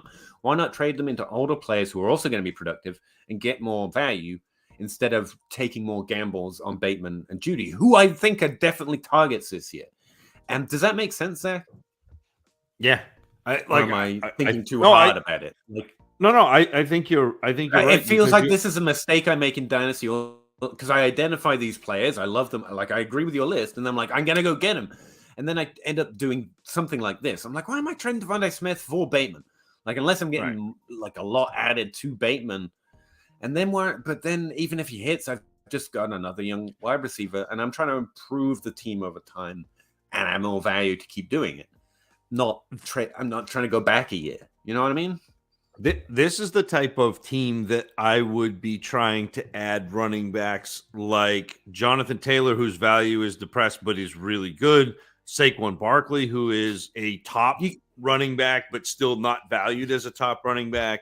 That's actually a way you could target running backs. Good point. Yeah, where you're not taking on risk in terms of, like, you already know that they are top tier running backs. Whereas Najee Harris, he was a top running back on a team with Ben Roethlisberger checking down 400,000 times a game, and the team still scoring. Kenny Pickett is not able to do what Ben Roethlisberger did, even the husk of Ben Roethlisberger. And so to expect Najee Harris to be exceptionally better than he was last year on a team that I think is still going to struggle getting the ball up and down the field, you're assuming an awful lot of risk where I would be even somebody like Austin Eckler, like, again, a guy that you don't have to go pay big prices for because it's the offseason and he's old, but you can go get Austin Eckler, who's going to be 28 this year and still will score on a team. Now, if you add with your 103, is this super flex? Yeah, super flex. So you got a 103. So you're adding a quarterback, or you can trade that for a haul. You trade that like it's a quarterback because it will be. I feel, that's what I think. I think this is the type of team. You've already done the hard work. Good job. You did it. Profit. Like I know that was fun and you want to do it again, but there are other leagues. So now's time to go win 2023. You don't even have to trade. And like you say, is it competitive? It's competitive as it is, but you can make it even better. Get Travis Kelce with Pitts. Why not? Have all the positional value. Get Chris Godwin. Go get Jefferson and Chase are too expensive, but AJ Brown, there's a slight age discount. Tyreek Hill, Stefan Diggs, you can trade into and just have the team, and you're trading all of them, to be clear, because you can add more draft pick value to them. Cooper Kupp with your young players. Cooper Kupp, my God. And then just dominate in 2023, and you've acquired more value, and you still kept a few young players, and you do it again, and you do it again, and then everyone quits the league because you won Dynasty. You're in a position now where and again, it could go wrong, which is why you add the value to those older players so that you can maybe go back to the start if it goes wrong. But if it doesn't, you did it, and I think you're trying to do it again, and I think you profit. Just a thought, MB, and you're doing well enough. You should probably make your own decisions, to be fair.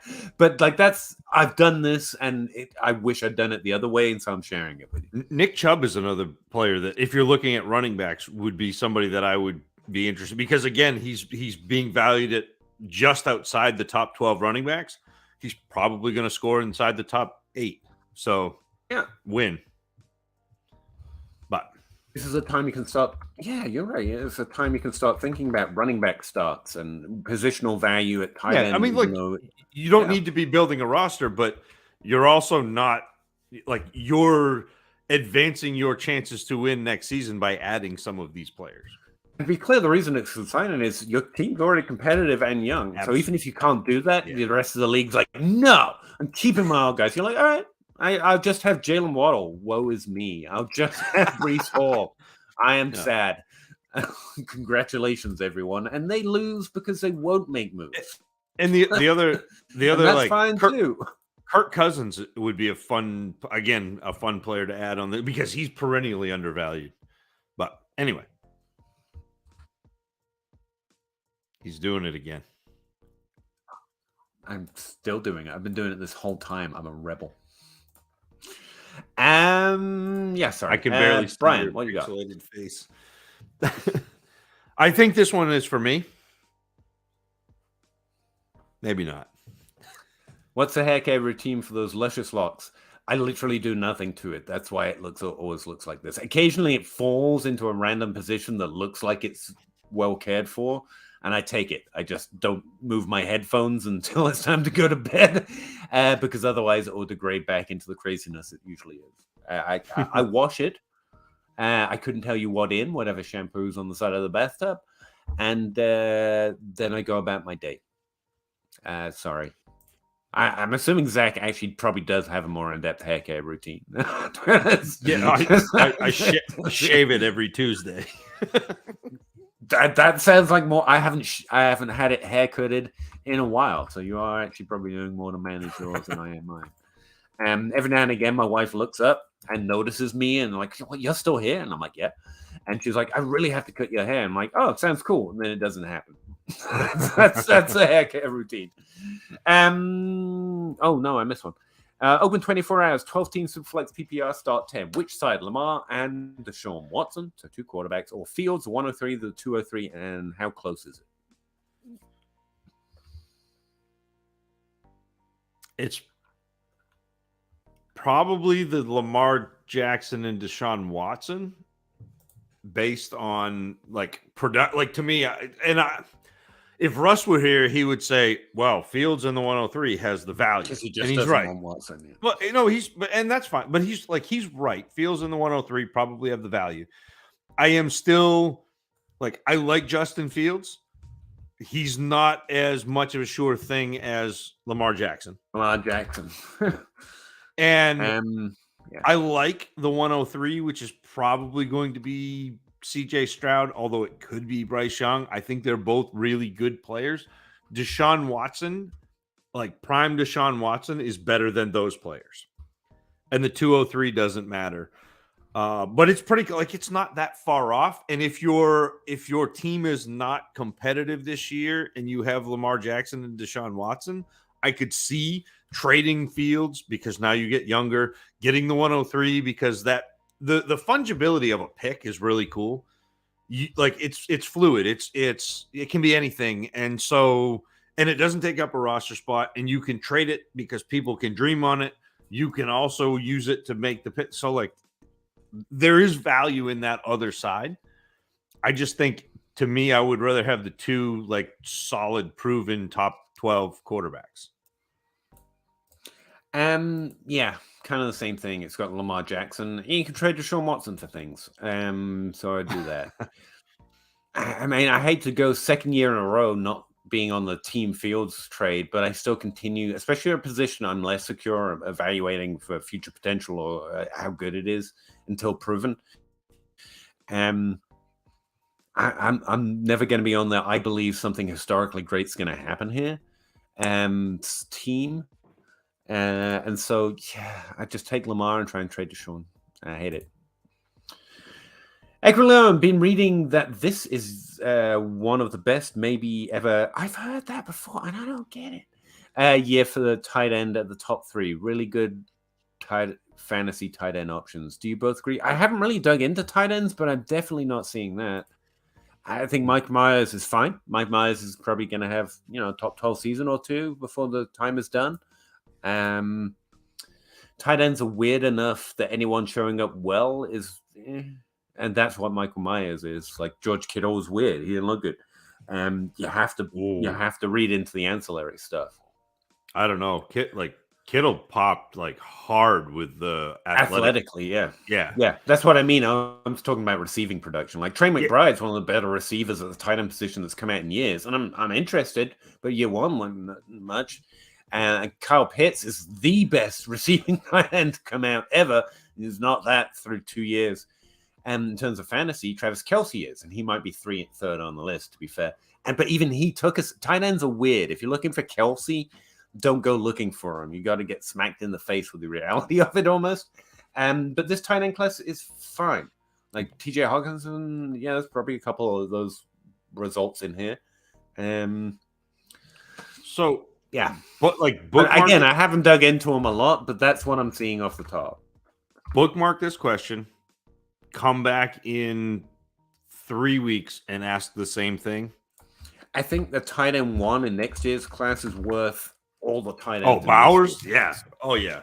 That's it. Like, if you want a tight end, go trade to get Bowers. Yeah. If you want a different level of prospect, he's going to be another Pitts. He'll be a first round tight end, which doesn't ever you can't convince me it's a good idea to take a tight end in the first round, except for Kyle Pitts. And the reason why Kyle Pitts was a first rounder is because everyone said everyone Kyle else. Yeah. And so it went wrong. He's a good receiver. He's had 1,000-yard season. I mean, people just forget why they like him because they thought he was going to be Travis Kelce, and Travis Kelce wasn't Travis Kelce. Kelce was tight end his first year. Tight end is the easiest position to play if you stop believing you know the future and know exactly what to look for, and if you're just willing to squint, it suddenly makes perfect sense. And that's this tight end class too. If everyone's going to value it that way, I'm going to trade it away. But yeah, there are good players, good receivers in this class. They're going to do things and going to be startable and going to get hype, and the value is going to go up and down. I haven't dug in enough to say beyond that. I will say, if that's what you want, that excites you, do what you can to add 24 picks. I would be like, I want the guy in next year's class before everyone knows exactly what Zach. I didn't even know as much as Zach just said. I just know that. And the tight end one in next year's class is worth every tight end in this draft class. Everyone. Yeah. So that's what I'd be targeting if that's what you're looking for. Or Kyle Pitts is, again, trading a mere elite human value right now. So, yeah. I'm one of the highest on him, and I have him ranked 36 spots below in overall startup ADP they was this time last year. Like, I'm like, okay, I didn't move. And then suddenly I'm one of the highest on him. But who was it? It was Bruce Matson. You know Bruce. I do. We met at the expo as well. I was reading one of his articles, and he was talking about what a great tight end class this is. And I was like, that's weird. He's sharp. He's sharp. So. He's a sharp fella. So yeah, absolutely. I know it's not nothing. I know that's why I'm mentioning it. I know it's not from nothing. 12-team Superflex, Curtis Samuel and 24-second or Bateman. Bateman. Easily, without hesitation. Like, hurt my finger accepting that. John Smith, thoughts on trade? Give M. Jones. Mac Jones. Got to be Mac Jones. It's not Marvin Jones. Could be Marvin. It could be Marvin. It's definitely Mac, though. You got the two quarterbacks. Bailey Zappi. All the Patriots. Zappi, the 105 for Jackson. Yes, do it. Just I'm good already. I don't need to read the rest of it. Jackson is the win there. Mac Jones is really low valued. I'm surprised you're getting this done. I'm still disappointed that we didn't do a show in season, so I couldn't do the "Don't Worry, Be Zappy." Like, I had that all ready to go. You know, here's a little song I wrote about the man replaced the man who replaced the goat. Don't worry, I'll be zappy. But it didn't happen. So, yes, trade for Lamar Jackson. Or Kyler Murray. People also hate Kyler Murray right now. 12-team start 10 Superflex. That doesn't affect it. Yeah, just get Lamar Jackson. But appreciate it. Gary Russell, the FF Expo is awesome. I put the emphasis on. I believe that's the way Gary would have said it. I highly suggest going. I met Zach, Peter, and House, amongst many others, even some good ones, last year. I'm just a fantasy football, but it felt I'm just a fantasy football guy, but it felt like right at home. Because you just mentioned three other people who are also just fantasy. Like, absolutely. Like Denny Carter was there. That's the other type of person that's there. The rest of us are just, exactly the same. And it's a lot of fun. Again, it's nice not to be the weirdo in the room because I know what PPR means. Chris S. 12-team Superflex have the 102 and 104. I want to trade back from the 104 to the 106, 109 range. Wrong energy. What should I... Well, you're probably reading your league, though. What should I aim to get for a fair trade back? A 24 first. Yeah, that's a good generic value. I would like to know more about your thoughts on why you're trying to do this. But outside of that, like, I want a first to trade out those top 4 picks in a Superflex, at least. Which actually makes your point, Zach. I said that was fair to do for the 101, and that's probably not... He's right. That's too low. Because I would want that just to be in the top 4 picks. Right. Tough pass kick. Zach, quick biting your fingernails. No, I was trying to stop it from bleeding. It's nice. Exceptional. Stopping your fingers from bleeding. Yeah. Recovering Ridley Truther. Hey, guys. That's the way I believe you speak. No, I'm joking. Yeah, welcome back, man. Thanks for joining. Zach Tucker, where is the cut of 2023 rookie picks in 10-team single QB league for being excited so far? 4. Yeah, I mean, like there's you want a there's firm like answer is 4. There's like a quasi 5, but 4. But if you want a very firm, it's 4. Yeah, which is deeper than I would normally list. Bijan, and this would be my order: is Bijan, Jackson Smith and Jigba, Jordan Addison, and then Jahmyr Gibbs. Keep in mind, I break ties to running backs. And you should. Like, they are on this is 100%. And I've tried to pair, but we're so much better at running backs. I've tried to find a way around it, and it's not. Like, to the point, like, if you've got a 4th-round pick, don't draft a wide receiver. You know how many picks we've burnt on wide receiver in the 4th round? Stop it. Like, we should just stop. I'm not Ganu, but we should just stop. James Tucker, where is the cut off? You just did that one. Sorry, that was my bad. Senior Long Johnson, welcome back. ETN and DJ Moore for the 101. Not enough. First reaction, not enough. Second reaction, way too low. Like, you're trying to sneak one by. Unless you've got the 101, in which case you send a nasty comment back when you reject that. Like, yeah, well, you think I am born yesterday? I listened to the Dynasty grind. This is really low. I want the 101, like a sight. Yeah, and it's not. And to be clear, couldn't be further away from close. Ridley Truther, rank these from best to worst. The 108, DJ Moore, Terry McLaurin, underrated. Najee Harris, 12 team, Superflex, 1 PPR, tight end, Premium League. P.S. You guys rule. You rule. Ridley Truther. You still got Ridley Truther in your name. Of course you rule.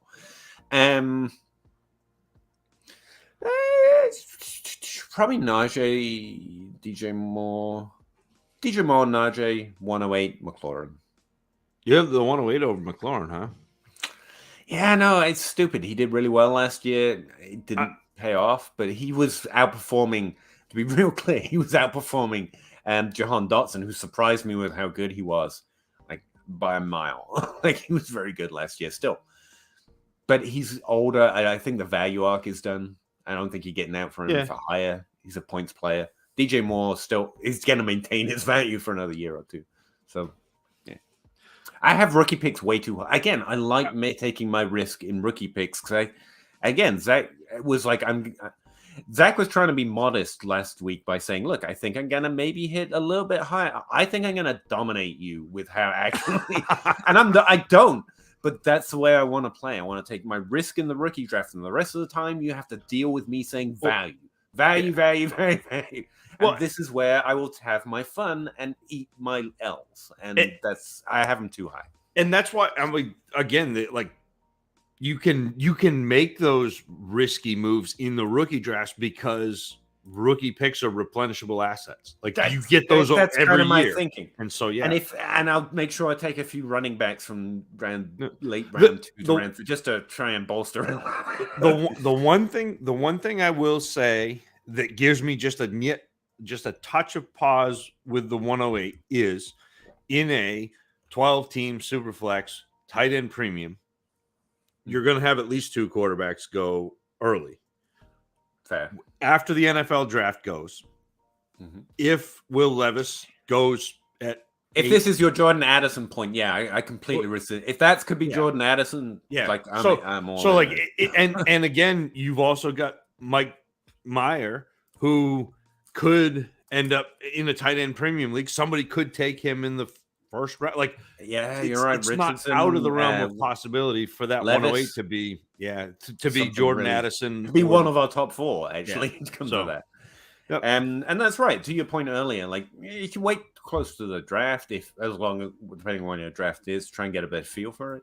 Yep. But trying to draw the best straight lines I can. Now, if I was going to trade those players to get the 108, I think you're right. I think it would probably be McLaurin first, just because he's already at the point where people like his value is going to be declining regardless of whether his production does.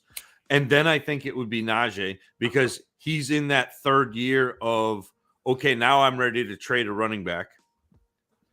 Normally I would not trade a running back for a rookie pick. It's hard for me to do that. Like, I want to get a proven young wide receiver. But again, it's about how you play. And if you don't have a way you play, you do whatever you do. Fast and loose, baby. Let's go. It is important to put that context. You have a specific way of playing that changes your answer a little bit. And I think that's interesting. Ethan Hartman, how do you value rookie pick? What timing? I have them way too high. Like, I was recently looking back over, I wrote an article about valuing the rookie picks in relation to my Superflex ranks. And I was looking back over, I was like, man, I'm high on rookie picks. And they were a little too high, but it's for the reasons I just stated. If you want an exact answer, you can read that article live on DLF right now. I also put a version of it up on my Patreon. Let's see. I can actually probably would the sheet crash my stream because I can list it exactly. And again, even me looking back at it, I was like, this is a little too high. In Superflex, I had the 101 ranked as the 11th overall pick, just below, and you've got I'm heavy quarterback in the first tier, like all the quarterbacks are gone, and then you've got no, that's pretty much it. It's just quarterbacks, and then I want Bijan Robinson because I'm betting on my league mates just like loving him because they should love him. The 102 and 103, I think, are the top two quarterbacks in this draft class, and I rank them 24, 25th overall in a startup. That's too high. But like because of the way my ranks work, like you're not catching me. Like it's after Kyle Pitts is gone. It's after the young, good, proven wide receivers and quarterbacks are already gone because of the way my ranks work. Otherwise, I'm going to be drafting them a lot later than that because those guys are still going to be on the board. Let me see. The next group I've got is 4 and 5, rookie pick 4 and 5. I have them right there with Treylon Burks. I still like Treylon Burks, but JSN and Addison, I like them as well, if not a little better, because they weren't somewhat disappointing in the rookie year and they still have that potential. And also, rookie picks have that fungibility, and that's around pick 40 or rank 44, 45, which again is a little too high. But I rank in a certain way that I'm probably drafting them later than that because players that will fall below that are still going to be on the board. Again, I would encourage reading the article because the context is key here. And that's a strong cutter for me. After Addison goes off the board, you've got Gibbs still around, and I rank him right next to DeAndre Swift, who's kind of that. That's where I place Gibbs. So I kind of have to put names on the picks in order to make it make sense to me. And the draft could change that a lot. But there's an idea. Yeah, and Ethan, that's kind of like Peter. I like what you said about adding names to it because I find that if it is a draft where you're just drafting the picks go way too high. Yeah, when you end up with names of players, so if you're drafting the players, you end up getting value on those players. So, like Peter, where you said you had a couple of picks ranked too high, I don't necessarily agree with it. Like I think you had the quarterbacks ranked too high, but you have the wide receivers ranked too low. Yeah. So it's fair. Like again, it's a really interesting exercise. I'd encourage checking not just mine. John Hogue's written one, and Dynasty Out has written one. Yeah, because I post a sheet, or at least I did it in mine. I think copy the sheet and just rank and try and run through the exercise yourself. Like rankings are a chore; they are not fun to do, even though it sounds like fun. But pushing yourself through the exercise and then going back and looking at it and going, oh, God, I said I'd do that. It's really good exercise to try and put your head in the space that you want it to be in. Sorry, carry on, Zach. I was just... you're absolutely... And Ethan said it in his next comment is that they're drafting with placeholders. So they're drafting the picks, not the players. And so, again, I find that the picks end up going off the board too soon. And players go probably later than they should. So you probably are going to see, again, you're going to see the 101 is going to go in the first round. Like it will. Yeah, it's a Saquon Barkley year, and it'll pay off. But as soon as the 101 goes, people are going to be like, oh, I got to get picks. And so those two quarterbacks are going to go too high. It's all going to be.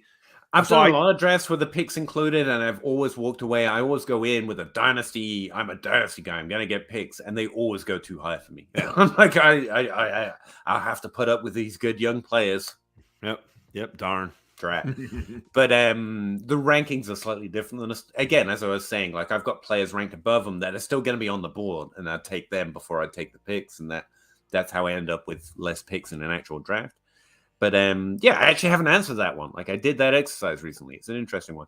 And check out that mock draft that John just did for rookie ADP because mock drafts are going to be insightful. They're the best content we've got right now, I think. Thanks for all the advice, guys. It's appreciated. Just opinions. I won't even quantify it as high as advice. But you're welcome, John. We really appreciate you checking it out. There's a little disclaimer at the bottom. This is not medical advice. This is not advice. This is just a man screaming into a microphone. Just take it for what it is. Lounging Bear. Sorry, guys. Was curious which veteran wide receivers will you target with the upside to break into the... No one's breaking into the Jefferson and Chase. production tier as a veteran, but there are some veterans in that tier that are lower value, like Tyreek Hill, Stephon Diggs, Cooper Kupp. So the only player right now that I think Veterans has what? Oh, sorry, I was thinking. Oh. Like as a rule, veterans don't break out in the way you're describing. But I think so. I think the guy you're about to mention is perhaps an unusual exception. So please do. Well, so the one player that I can think of that is currently being, and he's being valued highly, but not as highly as I think he will, and it's still Garrett Wilson. Like okay. I think that he has potential. Like right now, he's going off the board at wide receiver 10. So if you're not talking necessarily production upside, but you're talking both production and that upward mobility within value, like Garrett Wilson is going to get a quarterback this year, come hell or high water. The Jets are either going to they've already said we're going to talk to the Green Bay Packers if they will let us talk to Aaron Rodgers once he comes out of the cone of silence. Yeah, I mean he's in the hyperbaric chamber. He's basically gone to Maine for the weekend where there's paying a lot of money for someone else to turn off the lights. Yeah, there's no sunlight, there's no electricity, there's no running water, there are no bathrooms, there's just Aaron Rodgers. And so they've already said that we're going to talk to Green Bay and see if they will let us talk to Aaron Rodgers. If they can't do that, they brought Derek Carr in for a visit. Somebody who is a veteran who can actually run an NFL offense will be playing quarterback for the New York Jets this year. They have to do it for two reasons. They have to do it because their fan base they got this taste of, wow, we could actually be really good, but Zach Wilson is terrible, and you're running this franchise into the ground again. And the Giants were good. And so you're losing the interest of your fan base, but also the AFC East has gotten really good. And if you're going to be competitive with this really great young core, I mean, you've done a fantastic job in the last couple of years drafting Hall, drafting Garrett Wilson, drafting Elijah Moore, drafting Sauce Gardner. Like, you've got a good defense, you've got a good core of an offense, and all you need that last piece is a quarterback. They're going to put a quarterback there, which means Garrett Wilson is going to have for the first time, an actual NFL quarterback throwing him the ball. So that wide receiver 10 could be wide receiver 3 or 4 by the end of this season. If we can include players that young as veterans, I would say Drake London and Traylon Burks are the two. I thought you were going to say Calvin Ridley. He's a veteran. Yeah, that's a great idea too. Calvin Ridley. Yeah. Again, after year 3, players don't break out to new ceilings. Robert Woods is the exception. Follow that career path if you want a real fun time. Isn't he going to be wide receiver at 49 this year? Exactly. So yeah, I was defining veterans a little older, but yeah, Calvin Ridley is the only one I can really think of as like an unusual exception, and he's low valued, I would say, relative to how we'll value him in a couple of months. Hyatt and Flowers are my top 2 and have been for weeks. That makes sense. Equity loan. You like the dynamic, unique skill sets. Yeah, you should be running an NFL franchise, not a Dynasty one. But that's not a bad thing. I mean, they have skills for sure. Rice is 25 and gets 0 separation. Rice is a lot younger than me. That's all that means to me. And as for separation, I can't speak to it. But cool. But could get a great strong position receiver. Like a possession receiver. Okay. I don't know what the definition of that one either. I think Rice he's like a Rice is actually expected to get draft capital, and he's one of the few with that in his bag that actually has a little bit more in his bag than just the downfield stuff. So he's interesting. Like, again, I have him 3rd tier, I think, but it's really interesting depth, especially a guy currently projected with 2nd round draft capital. But we'll have to see how that works out. Sean. I'm in a startup and I traded my first, and I got Burrow, Chase, Walker, Chubb, Henry, Cup, Godwin, 107. Thoughts? Think he did real well. I'm surprised you got Walker. Like, Walker's like Let me see if I can guess this draft order. If this is is this a super flex? I traded Walker in the 107 for 2 seconds for Jefferson. Oh, you did bad. You didn't do bad. You made the team that you wanted, so you did good. I would have kept Jefferson. Trading for Walker. Again, you have to trade Justin Jefferson to get Walker. That defines Dynasty sell to me. Not Dynasty buy. But yeah. I still don't know how you draft. Can't be a super flex. That's how you get both. So traded his first round pick is what he's right to get He traded Justin Jefferson, who was his first round pick, to get Walker in 2 seconds. And it just no. You got Chase, and if you had Chase and Jefferson, this Dynasty team is set. Like you've arrived. Yeah, especially in this draft class. No problem getting Kupp and Godwin, especially at value. But you're trying to win next week with Walker, Chubb, and Henry, and the season's not for 3 months. You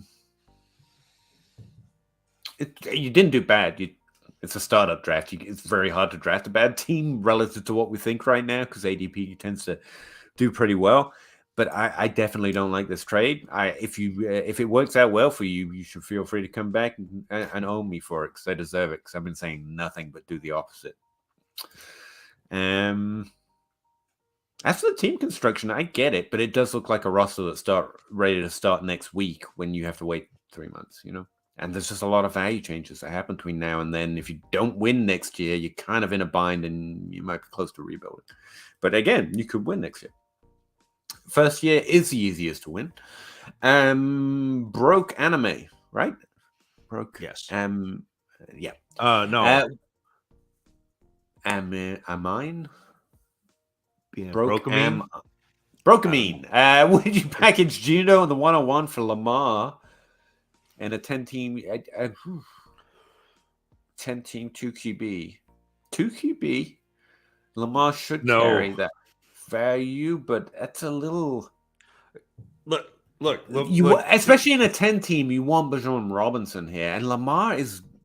It's hard to hate. You got Lamar, but Gino's fine. If I'm packaging, Lamar's great. If I'm packaging the 101, I'm going higher than Lamar in the quarterback tree. Like I want the thing. I want Mahomes and Allen if I'm studying out a quarterback for the 101. It's a little up, but you got Lamar. It's hard to hate. You definitely don't have a bad QB1 now. It's not awful. Yep. On a more general note, do you think Bijan is already priced at the ceiling? The running back one is the ceiling, but I mean, following the logic, you would think so, right? How can Kenneth Walker be ranked higher? How can ETM? Right. I tried a similar logic. Here's the thing: you're all nuts, and I mean this with love. But you Dynasty guys, when we get a chance to have some tea, and we're like, we knew Bijan Robinson was going to happen, and here he is. And now he's actually producing, you will triple up. I literally saw J-Mike trade Saquon Barkley before the end of his rookie season, literally for the store. Like the Dynasty League was dead after that trade. He just got all the first round picks for because Saquon Barkley, we were right. We knew we were going to be right. He was already priced there. And people were like, well, now I need him. And he just got the house. And that'll happen with Bijan Robinson if we're right, depending on the draft, assuming no injuries. Yeah, we'll go nuts because we finally have a chance to have some tea. But I think that's kind of what it is. And no, it's like the exception. It's like he's priced there and we haven't seen the production. And then the production actually comes. Like, remember part of Kenneth Walker's problem is he didn't do it yet. We're expecting Bijan Robinson to do it. He was like running back 17, 18, 19, and we're this excited. Imagine Bijan Robinson, rookie season, running back 1. Well, no, we haven't hit the ceiling. And that's before the season even gets here. You've got the draft hype. You've got the draft, which we expect. Again, there's a lot of caveats on here, but I really think the draft is going to go well for him. I really think the landing spot's going to be decent. I really think that rookie camp hype is going to be on the charts. And I even skipped over the combine, which is going to destroy as well. Like, weirdly, no, I don't think we're at the ceiling. And again, we get running backs right. No, not me. Me, Dupree. When we look at the average, we're just right. So there's relatively little concern that way. The SS, outside the 2 and the 3 falling after the draft, when we've got, who was it last year? Spiller as running back 3 or whatever. Yeah, that's not consensus. It was an average. Well, but he fell after the combine though. Like he ran in quicksand. And everyone's which, like, if you, again, learning to listen, if I was willing to listen to Travis May this time last year, I probably would have known that about Spiller.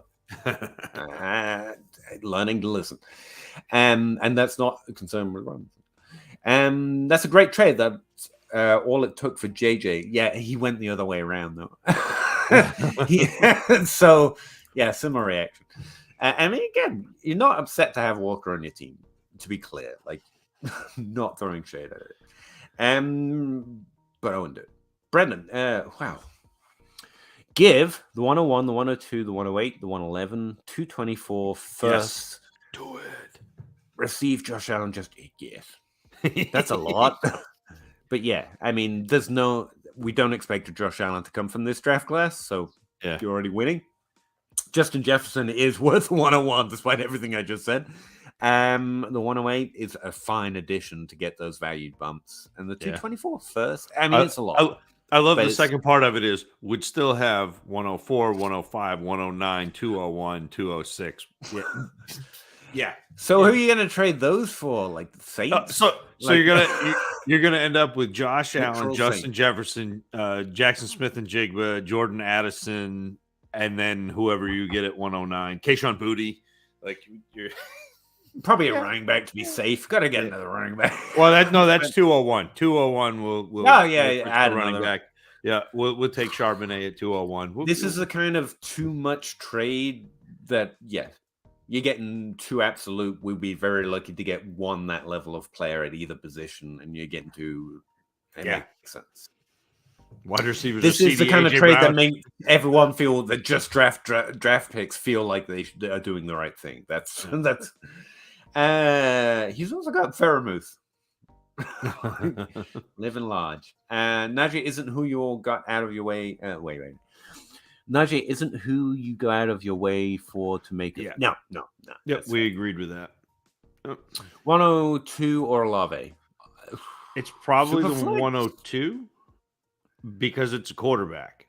Like I'd rather have Olave. Like super flex again. Like it's Olave, but it's super flex. It's a quarterback. Well, and that's the thing that drives me crazy about super flex is it artificially drives value to and again, this is not to denigrate the quarterbacks that are going to be available at 102, but it artificially inflates the value of bad quarterbacks. Like Kenny Pickett has stupid value in a super flex. There's the way of Mac Jones as a Patriots my ranks, your ranks, everyone's ranks hate Kenny Pickett, and he still gets drafted way too high.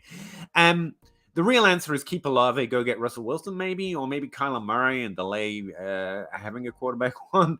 But this is a fair trade, probably in a super flex. Yeah, if it's not a super flex, Olave today.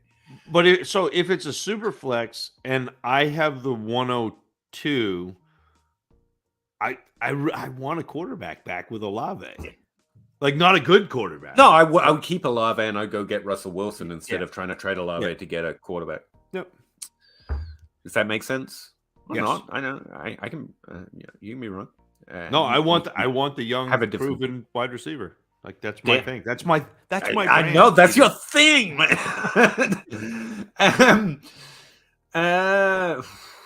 Sometimes I think you just make this difficult on purpose. I apologize for my terrible use of names. Manav is actually a name I've heard of. That's probably what it is. I suck at reading. I apologize. Is there a good trade for Chase Russ? Is this a good trade? Chase Russ and a 24-second for a 24 third. Trevor Lawrence and Burks. Okay. I don't think so. She got Chase. Guide. Chase just destabilizes this trade onto one side or the other. If that's Tyreek Hill, Stefan Diggs, or AJ Brown, even this is a lot closer. But Chase is just kind of a different value. And Trevor Lawrence agree. is solid. Trevor Lawrence is great, but he's like the bottom of the second tier of quarterbacks. Yeah, the big difference here is between the gulf between Chase and Burks, and I like Burks, and that's the difference in this. For me, I mean, everyone can feel, but you're asking, so I answer. 12-team PPR tight end premium super flex. Yeah, same. Still, I actually just assumed the super flex and default quarterbacks tend not to carry value in many trades, especially if it's not Allen or Mahomes. So yeah, mine stays the same. The premium doesn't affect it because there's no tight end in. 12-team is also my default. D. Magoon, hey guys, 10-team Superflex PPR. I punted our first season and was sitting on Ridley, but decided to give him up along with Sam Howell for the 2023 202. I know. I want Ridley for that. And you also got the 24 second. It's fine, but I think I'd rather especially since you've already come this far. Wait till he gets back in the NFL. I hope he gets back in the NFL this year. And can do some stuff. Yeah, I'd rather have Ridley and Howell than the 202 in another second. This is one of those trades. Good, fine. It's even. A value calculator would probably be like, oh yeah, fine. And I would lean the Ridley side because I'm interested in that upside. But you got to play your team, you know. Well, and how, like the other thing with like Howell right now is a starting quarterback. We have, it's true. We've mentioned with Howell, probably at value there too. Do you guys personally know anyone that leans towards buying Kenneth Walker? Everybody who does rankings. Like everybody outside of people who are looking at value. Because Ken Walker's value, like obviously if he's the running back 2, there are a ton of people who want him on their teams. That's fair. I was trying to think of a name. I don't know so many high T players that specifically play with that would value Kenneth Walker because he's going to be a top 12 running back. I think that's a reasonable expectation. Next year, and that's great. Like his maximum range of outcomes is Nick Chubb. There's not a single DLF ranker that has Kenneth Walker inside the top 14 picks. In fact, most of us have him outside the top 20, so at least early third round. And the lowest, obviously, I have him at 51. So it's the Gen Pop then. So pretty much everyone but me. Again, you probably hear this so much because Twitter and nerds make podcasts and do videos. Like that's what we do. So you probably hear it a lot. But that's why we're saying it a lot, though, because the vast majority are like second round pick, easy. And we're like, I will sell for that value. But yeah, Gavin, if you honestly want to know who, it's most people except for those who literally me and those speaking to you on the Dynasty grind and making this degenerate third hand content. We're the ones saying it. We're just a loud minority in our spaces. So most people. It's actually a contrary take. It just doesn't feel like it sometimes in our little bubbles. I tried to spell it as good as I could in my video. If you haven't watched it, and not like go give me view time or whatever, but like I get it. We get it a lot in this Dynasty grind, and I just wanted to try and lay it out piecemeal. Like I can accept all of that. If I give Kenneth Walker like only games where he did excellent last year and assume that's his expectation next year, because that's actually fairly reasonable given the way the season went. I don't need his targets to go up. I just need only great games. From his rookie season, he is as good as Breece Hall and Nick Chubb last year, which is great. It's just not a second round pick, right? Because neither of those players being drafted in the second round right now. So yeah, I would sell at that value, but I think it's very reasonable expectation that he's going to be a top 12 running back next year. He's going to be impressive on the field and do the things that he does. I also think there's a slight lower floor because of that likely target share increase. Just to do the negative, don't need it to sell at his current value, which is why I'm so insanely pounding this rock, right? Yeah. But if you also just briefly run your mind over what happened to Travis Etienne and his injury, run your mind over Javonte Williams, don't even need to underperform, This could go bad. And now that's injury, okay? We can't predict it. Now, what if he doesn't just have great games? And he's like, great. He's top 14 running back, or Joe Mixon, Nick Chubb, top 12 running back last year, which is great. But it's a disappointment from where we currently hope. And that's actually a fairly median outcome based on what he's done in historical comparisons. He just needs to do what he should to be great. And it doesn't pay off. That's why that's why I say it fairly often. Like, there's no way of looking at him. Doesn't make him a dynasty sell unless in your league you're not getting that value, in which case you've got Ken Walker, and that's an awesome thing, So yeah, you don't need to make the Ken Walker is good argument to me. Like, I do accept that, and he's still a pretty good dynasty sell right now, is what I'm saying. For a second I thought that was Tom Segura. I know that. Is he a comedian? I know that name from somewhere. Sorry, I am not knowing of the pop culture. Trey Hayes, Kyler for 102 and the 112. Yeah, it's fine. Yeah. Apparently, if you're on a team. He's a bald guy with a beard, Pete. Oh, okay. That makes more sense. I think Kyler's better than the quarterback one in this draft class. Would that be fair to say? Yes. Yep. So yeah, I think that's a fine trade. It's going to be a minute before you can start him, but yeah. If your team can take that. Glock Bowers. Bang. Costy, seems like I've been getting a ton of low ball offers for tight end. Yeah, because they're really interesting right now, and everyone thinks everyone else is an idiot. And we're not.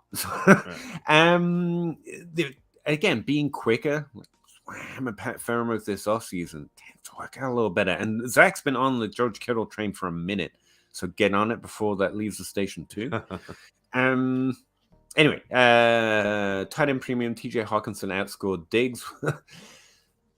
Yeah, it was historic level pace though, and again, what he actually did was just premium. It's the premium, the 2-point premium, and to your point is, if people are giving you low ball offers, go try to buy tight end. That's fine, or maybe they're just like being stingy and throwing you low ball offers and hoping like that. That's that my sort of thing. Assumption. Oh, dude, that sort of thing drives me nuts in a league.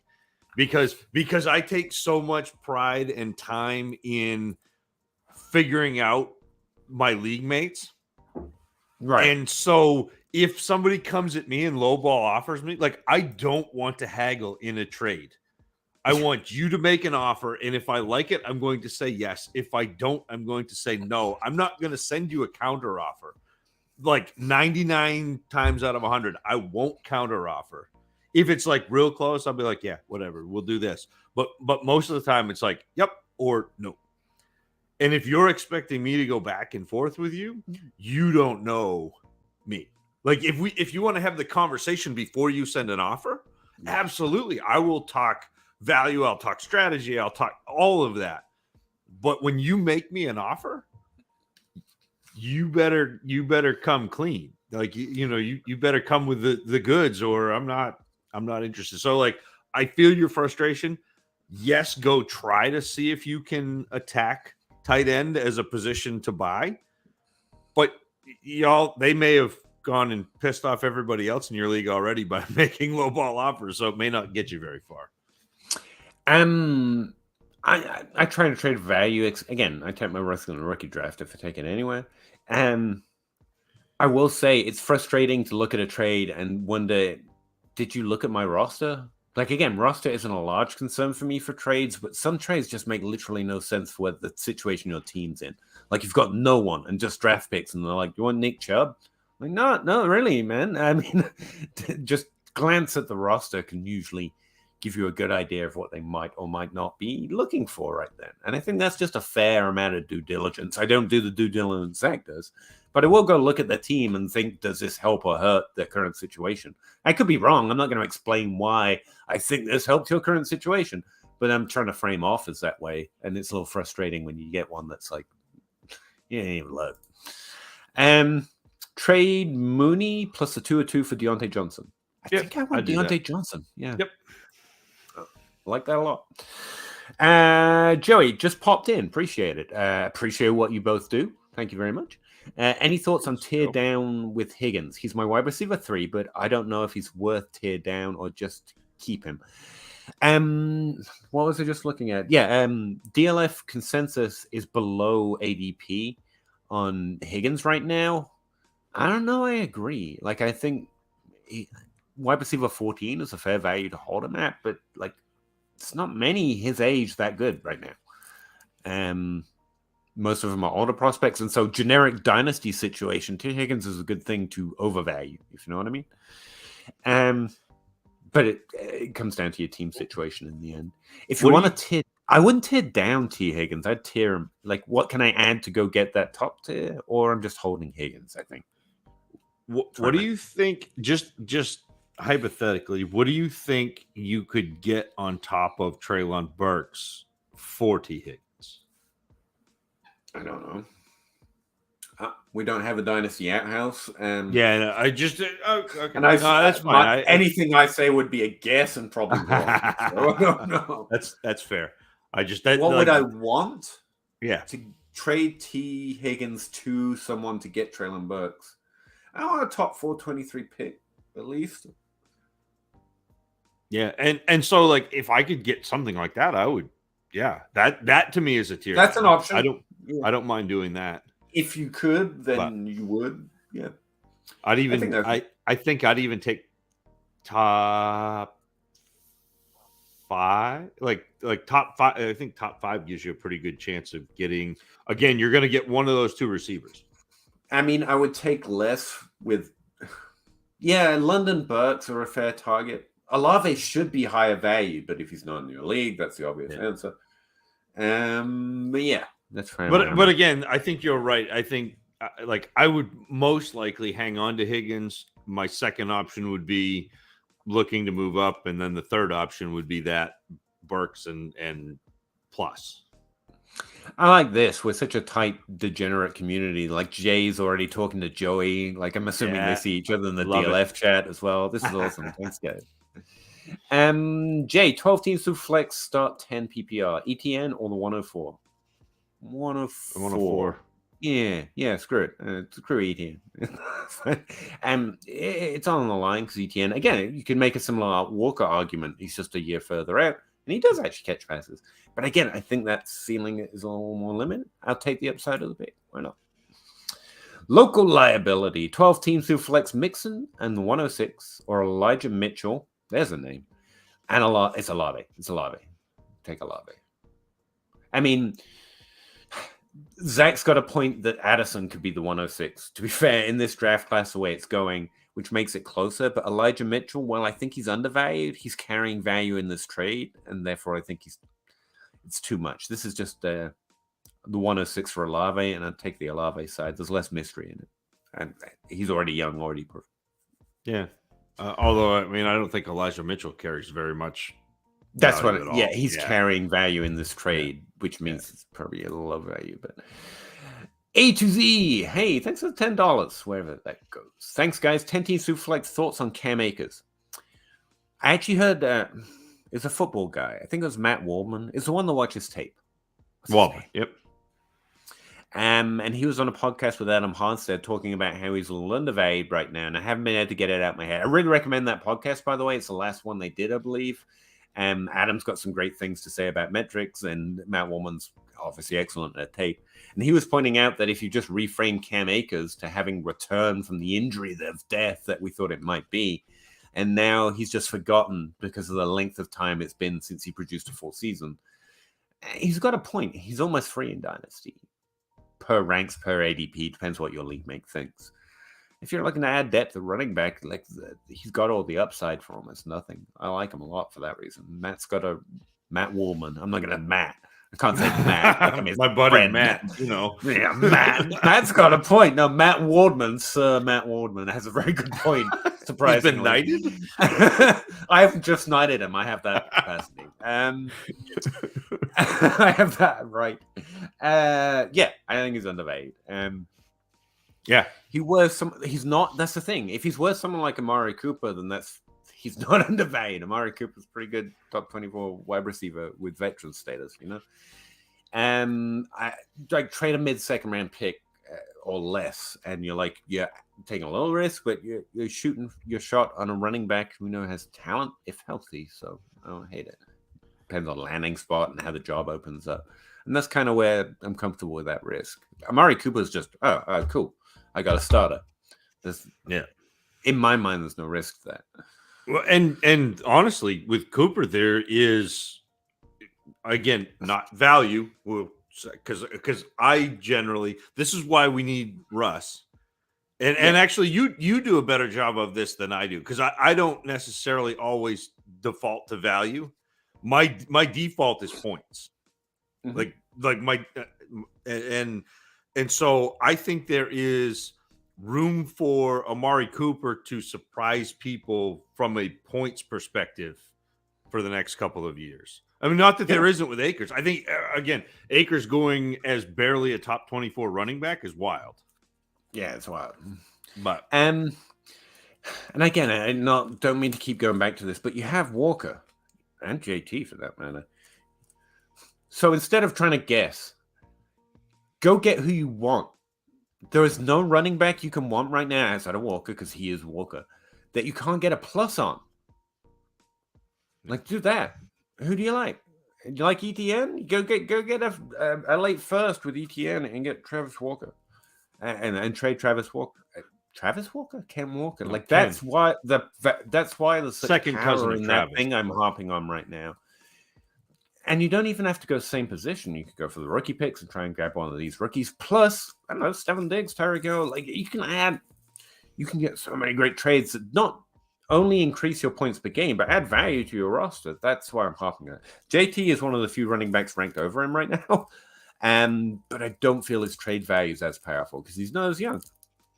And he's had some injury concerns. I think it's Barkley, JT, and I think we assume Bijan Robinson trades for higher. And that's it. Any running back you want, you get a really decent plus on. Ken Walker is the only running back drafted in the, like, there's 2 drafted round 1, I think. And then there's Ken Walker in the 3rd round, and then a big old gap. So based on my reading at ADP, like, you can get a decent plus on any other running back if you want running back. Anyway.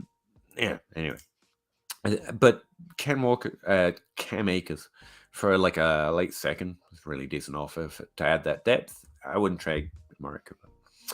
Gavin, 12-team Superflex start 10, half-point PPR. Yes, do it. This same thing. We did this, right? No. This is it's different. It's different. Zappy Dylan. 25 second, get Cousins and Okonkwo. Okonkwo. But no strong feelings out of Cousins, I guess. Cousins, yeah. The new underrated top 12 quarterback, perpetual top 12 quarterback. You like that? Remember those days? I need more of that, Pete. Wait, hold on. 2 hours and 12 minutes in. I'm marking tape so I can come back and cut that, because don't do it to me. Don't. Yeah. I'm owned. I volunteer to be owned enough. I don't need that. I'm just gonna drop that in as a GIF everywhere. Just, you like that? I'm like, yep, good, got it. 12-12, got it. 2-12, you did it too. It's going to be a drop on my show. It's a drop on your show, buddy. At the moment, what's the lowest rookie pick you'd take for Pittman? Pittman's a really weird valuation right now. We've talked about it before. Pittman's in that top 4. I'd trade Pittman, I guess, but I don't see a reason to. I could probably find something else to do it with. But anywhere below that, Pittman's a really solid ad for that value. So, yeah. Right. You're bigger on Pittman than me. Don't pretend. Yeah, but like what? Like what? I would take the 106 for him. Okay. In Superflex, yeah. So you think, okay, Bijan? Yeah. It expands for the 6 in the Superflex. I was thinking non-Superflex. I thought you said you always think 12-team Superflex. No, I do typically, but I know Pittman. Like, is it? I wanted to say a high number. Okay. Well, now you comp Pittman to Amon-Ra St. Brown, so I want just kidding. Sorry. Did I? No. I don't think I would have done that. No, I was just doing that. Never mind. All right. 12 team, 10 team. Sheesh. Okay. Mixing up my leagues. Oh, good to hear, man. You gotta try different formats, see what flavor you like. 10 team, think stud. The lower number of teams, the more study it gets. Peyton, highest rookie pick you would give for Pitts? Ooh, that's a better question. Same range though. See, that's why I'm comfortable with Pitts, the Pittman value. DJ Moore value. Yeah, the 106. I'll stick with it.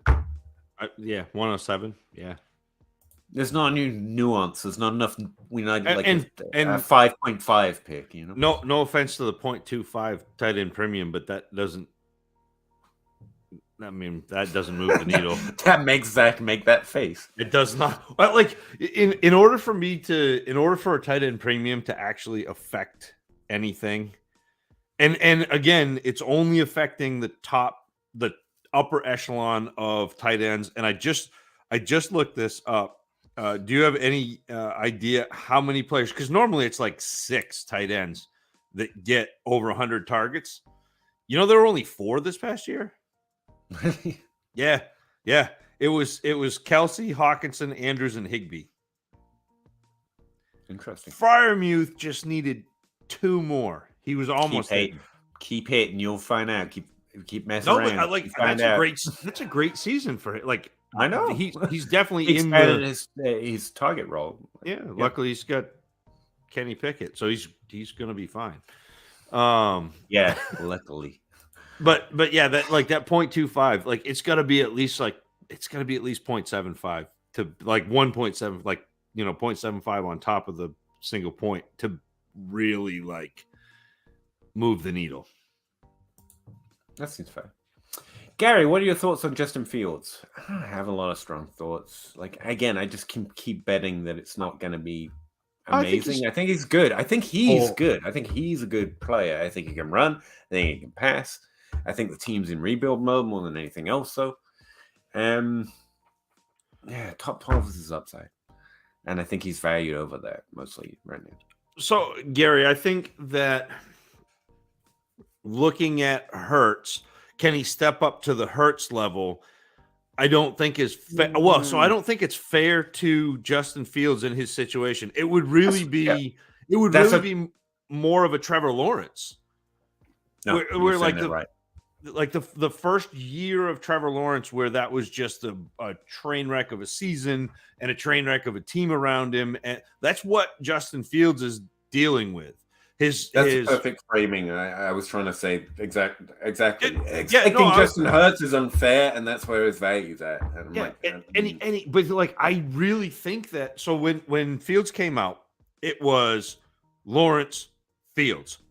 And like Fields is in that conversation. He is nearly that good a prospect. He's got much more upside with his legs. We saw that last year. I mean, any game he can put up 40 points for fantasy because he can rush for 115 yards and throw. He's a better thrower than you have seen. In the second half of last year, they opened up what they would let him do in terms of moving the pocket and utilizing his legs to be able to not just rush, but using his legs to be mobile and extend plays. So they added that piece. They also added play action, which helped. But if you don't have players to throw to, it doesn't matter that you're running play action. Like no offense to Chase Claypool, lots of offense to Chase Claypool. Their receivers are not good. And so they need to lean into the microphone for that bit. Yeah. But like I do think Fields is a very good quarterback. I do think Fields can be a very good quarterback, but quarterback is dependent on so many things around them that the situation right now is not allowing Justin Fields to be a good quarterback. Peyton Massey, same league. Dak for Debo Bateman. Plus what? So design our own trade, cool. That was a super flex league, was it not? I can't find the original league. It's got to be super flex. So Oh, here it is. 10 team. 10 teams to flex tight and that tight end premium you were talking about. A lot. I mean, Dak's an undervalued top 12 with top 5 potential quarterback. I like these players. I don't know. It's just not the right package for me. I guess you got to have a quarterback back in a super flex. I can't think of one that would fit in there. Mac Jones, Russell Wilson. Russell Wilson. Yeah, same time. I think that's the addition. Jesse Reeves. I've heard of him. I have. I knew him when he was FF. I knew him when he was no longer FF, and now I know him when he's FF again. I'm honored to do so through all of those. He's just a scratch golfer to me. What's the verdict on my guy Justin Herbert? He's not as good as Patrick Mahomes and Josh Allen, but he's pretty good. He's a very good quarterback. We're talking fantasy. Are we trading for? We're not. We're holding Justin Herbert if we've got him, and if we don't have him, Hurts is still easier to trade for, man. I'm sorry. I mean, someone ran out there to talk about how great he was really early, and we just kind of stayed there. Like, I wish I could find that guy. But I think people are going to be undervaluing Herbert after this past year, where you've heard a lot of people. Yeah, you heard a lot of people talk about what a poor year he had, but he didn't he didn't have much for. Again, he didn't have much for receivers around him for most of the year. He had a bunch of injuries. Like, he's an exceptional quarterback. He is in the tier of quarterback that is not Josh Allen and Pat Mahomes. If he's not the same value as Joe Burrow, we're trading for him. Put it that way. Yeah. Local liability, same 12 teams to flex. What about Mixon and Sky Moore or Javonte Williams? Which side? Javonte Williams in that case. Yeah. I'd take Williams on that side in that trade. Yeah. It's still a lot of risk, but yeah. Yeah. You get value for Sky Moore. Get a second back. Get a second back.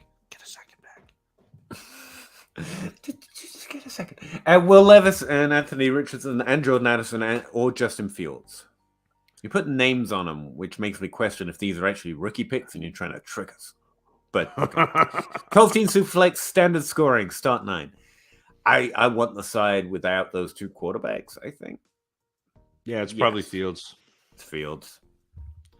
It's still, like, again, even though we're projecting them to be first-round picks, like, there is still an awful lot of nebulousness with Richardson hoping they're and Levis. First-round picks so I can draft whoever they don't take. You're hoping they're first-round picks, and then if you have them on your team, you're hoping that an NFL team can develop them into quarterbacks, which is difficult. 10 teams who flex start 12. Give JT, get London, and the 204. Yeah, probably JT, but that's JT, but that's the type of generic trade dynasty team. Yeah, that's the type of trade I like to do.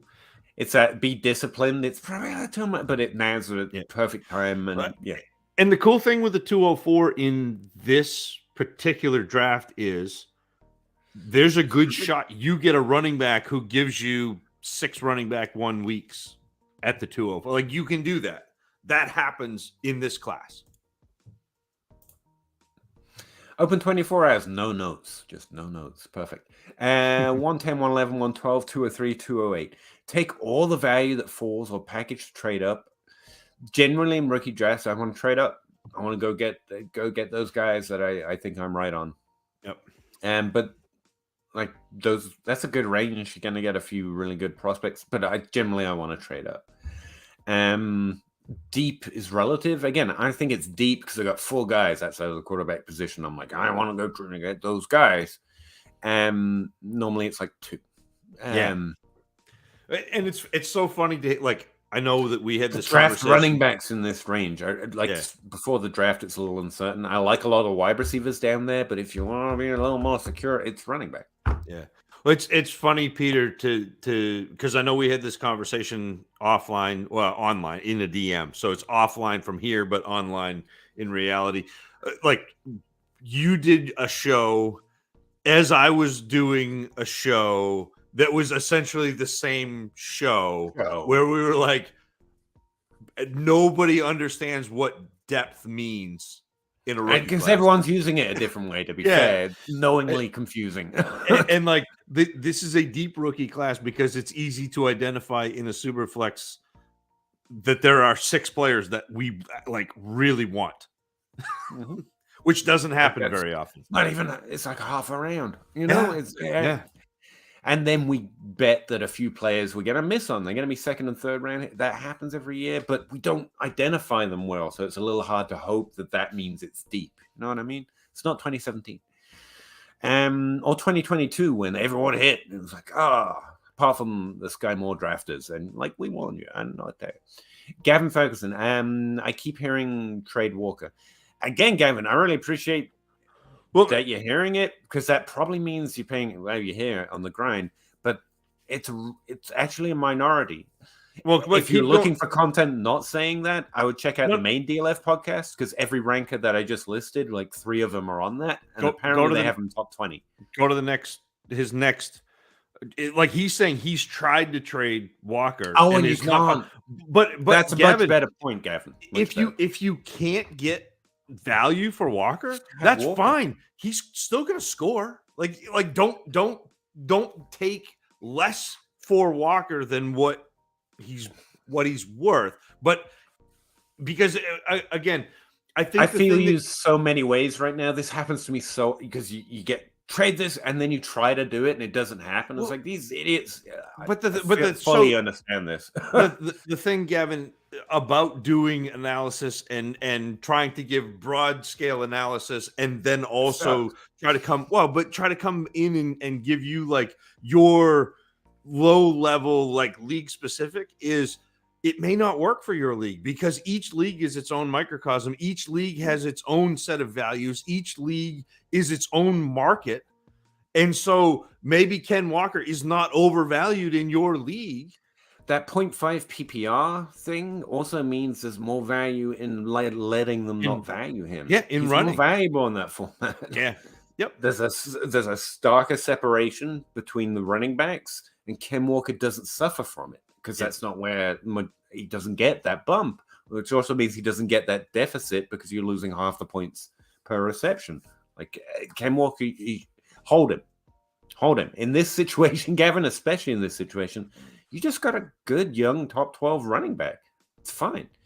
I know it's frustrating them. Well, sorry, I was answering from the opposite perspective before. You're right. If you can't get it, it's just you've got Kenneth Walker. And again, especially in half point PPR, Kenneth Walker was running back 15 last year, where he was only in and playing about 2/3 of the games that he, that counted against him. Like he's not a bad running back, and a better running back in half point PPR than he is in full point PPR, because he doesn't P. No, he doesn't R. That's the one. He doesn't R.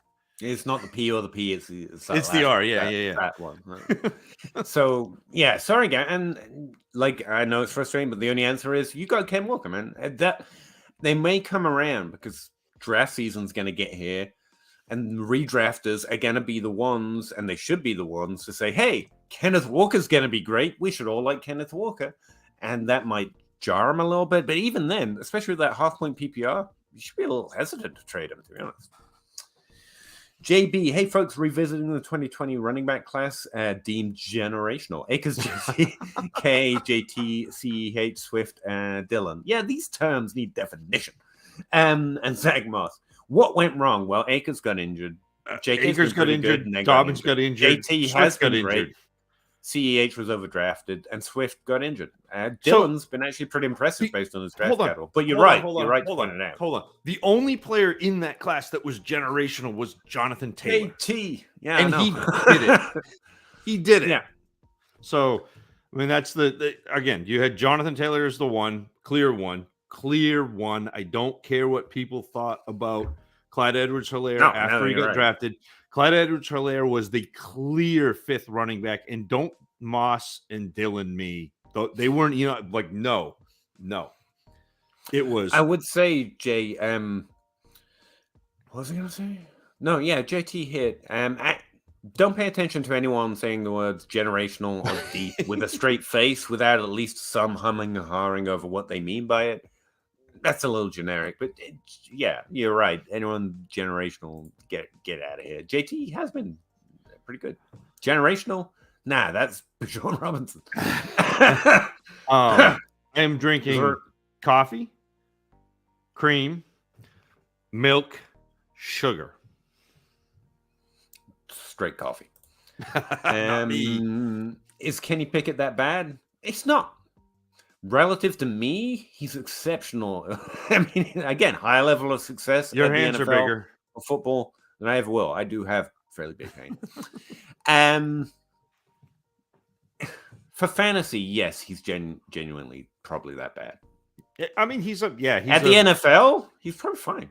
He's like a just barely on the bottom third. He's Will Levis's upside, if that helps. No, I think Will Levis runs the ball better. Even though he had negative 107 yards. I was gonna say from you, that's hilarious. I mean, true, he ran backwards for an entire length of the field, but Billy, he ran backwards really well. I love your content. Thank you, Billy. Dialogue and actionable information. We do try. Thank you. Please keep it coming. We intend to. How long have we been doing this? A year and a half? Every Wednesday? I don't know. I'm still not officially on the show. I just show up. I believe you're official. You're on the graphic. We got you in the banner. But yeah, thank you very much. It's been at least a year. Every year's worth of Wednesdays. We should really find that out and do like an anniversary season to be our title. Finding your was like finding a diamond in the rough. We are in the rough at least. I don't know if we're a diamond. And yes, I am from Texas. Hence y'all. I say it and I have no right to. So you're good. Don't worry. I adopted the y'all. I was not born with the y'all. But thanks, Billy. I really appreciate that. Yeah, appreciate it, Billy. Sincerely. New Netflix docuseries following 3 quarterbacks' journey. Mahomes, Cousins, Mariota. Which 3 QBs would you want to watch? There are only 2 quarterbacks.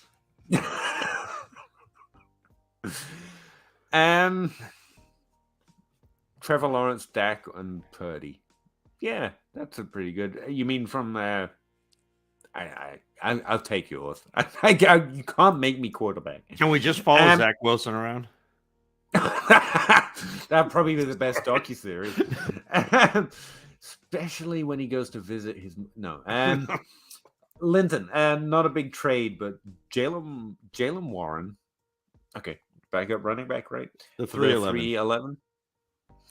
Draft another backup running back, a year younger, hopefully get a better landing spot. Yeah, that's solid. I mean, yeah, you can just trade sometimes or buy back a year and do the exact same thing. It's fine. So you don't know anyone. Do I know anyone? Like literally according to their ranks, everyone I know. Oh no, he's talking about the comedian Segura. Segura. No, yeah, literally I don't know anyone. That's fair. I don't know anyone. A funny ball guy. Appreciate you, Gavin. All of the comedians I know are Stephen Wright. I mean, that's pretty much it. I do listen to a lot of comedians, but to be honest with you, because you need levity in your life, and that's what's on YouTube a lot. But like, it's just repeats of ones I've always watched. It's like, is there anyone new I've been listening to? No, it's all the old ones. I was rewatching a Bill Burr special the other day. Even he's old for a while. I still put on Eddie Izzard and Billy Connolly. Like that. There you go. That's my era of comedians. You misread my team. Oh, sorry. I traded Walker and the 107 for JJ. Oh, you went so the Peter, exact you right owe way around. Sean an apology. I'm the worst, and you did it perfectly. That was a brilliant trade. Yeah, I got Burrow, traded my first. Oh no, wait, traded Walker and so got JJ, got Justin Jefferson, got Burrow, traded my first, got Chase. A lot of up and downs in the slow draft. Got Walker, Cup. 107. Did you trade Walker and then get Walker? Well, no. So it's the other way around. You Walker, drafted them, then you traded them. Yeah. Space-time Full continuum. marks. Yeah. Full marks for that draft, Yeah. dude. Good job. So we're gonna go back I'm with it now. about I'm 40 with it. minutes, Sean, and talk about what a Just delete great that job bit you and did with talk this about trade. how Yeah. great you did. Yeah. No, seriously, you did. Yeah. That's not facetious. That's a great draft, man. Good job. And will Justin Fields even be? Yes, I think he'll be a starting QB. Don't worry about again, QB2. Your QB2 is Justin Jefferson. I think he has a lot of potential, but yeah. It's funny. So again, I had this conversation. Hey, look, it's somebody saying hi to Peter. So I had the conversation with John Hogue about because he and I play quarterback so much differently. Yeah, because he plays QBX, like drafts all the QBs, and I play XQB. So like I'm drafting guys who like may or may not be quarterbacks. So again, you got Justin Jefferson in that trade. So Justin Jefferson put up 21.7 points per game. Your wide receiver one is obviously Chase. Like you got Chase, but you got Justin Jefferson, who's 21.7 points per game is better than everybody except for Jalen Hurts, Patrick Mahomes, Josh Allen, and Joe Burrow last year. So he was the quarterback 5. So that's your QB2, even though he's not a quarterback. Like you got to think about it in terms of where points you're getting your points. And replacement. Yeah, absolutely. So Fair it's even more brilliant, Sean, than what we fight about QB a lot, and even I play it differently than both of you, and we just both hate John. John sucks. I love John. Like John and I did that rookie mock, and he's taking all the quarterbacks. I'm like, this is fantastic because I get every player I want. I get the running back 1, I get the QB 2, I get the wide receiver 1 and the wide receiver 2. Like I'm so happy. No, me and John are known frenemies. Don't worry about it. We just JB. I ended up trading tight ends this year in non-tight end premium. Schultz, Fairmouth, and commit. This class is supposed to be good for tight ends. We talked about this stream. Yeah.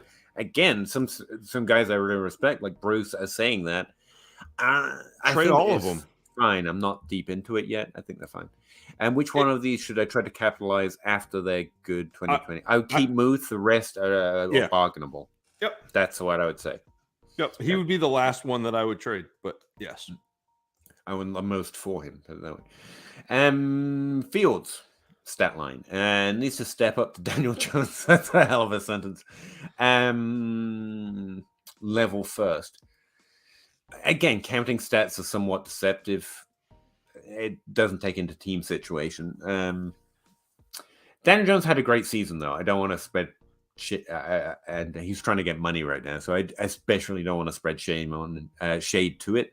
I would say I was more than impressed with Daniel Jones. The thing is that Justin Fields has been performing as well as Daniel Jones did, or better. That impressed me so much this year in terms of what he was actually doing, not even including the rushing, just in passing for a minute, like he did in college. He's been doing it in the NFL. It's really been the situation that's holding him back. Daniel Jones elevated to be a discount performance-wise version of Justin Fields. So it's an apple and an orange for me. But Daniel Jones had a great season. I don't want to underrate it. The Chicago pass catchers over Giants pass catchers. Saquon Barkley is the best receiver on either of those teams. Okay. Yeah. Costi, 2.05, 210 on Njoku, Algier, 12-team Superflex. It's Njoku and Algier. I'd take the I would. Yes. I like to take my risk in the right. And Njoku, I probably underrate Njoku and Algier. But I can get another Algier. I hate saying that because, again, comps can't get another Algier. He has his own name. But, I'm not fist clutching Algier. And Njoku, like I just talked about all the tight ends I would want to put value on in trades, and Njoku wasn't on that list. 205 and the 210 probably isn't enough, though. Like, that 210's too low. Give me 2 early firsts, 2 early seconds, and I'll probably be in. Yep. But yeah, I'm not upset either way it goes. Joe! Hi. Joey! Talking to Jay. That's awesome. Jimmy Cage, 12-team Superflex, got solid QBs would like 2 solid flex picks in this draft. More than enough to try to get that, but don't. The way I take risk in rookie drafts is I don't need to hit for my team to be decent. That's how I try to improve my team, not to make a good team. It's a little navel-gazy, but that's kind of the way I think about it. He's got the 201 and the 202 would be ideal.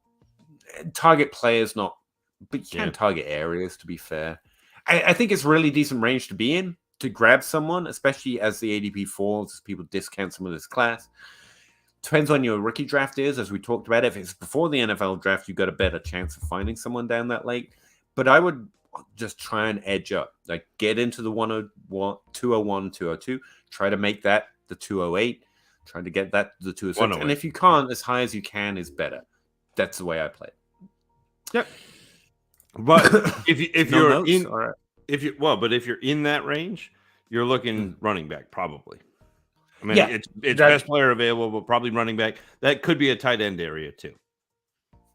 That would be a fair tight end. And all else being equal, it is okay to default to running backs. Make your own opinions on the players, and you can go wide receiver. I'm not saying don't go wide receiver, but all else being equal, not knowing who's there or how you feel about players, running back, especially outside the first round, tends to be a more accurate hit area. Pete, we did it. Yeah. Look over there.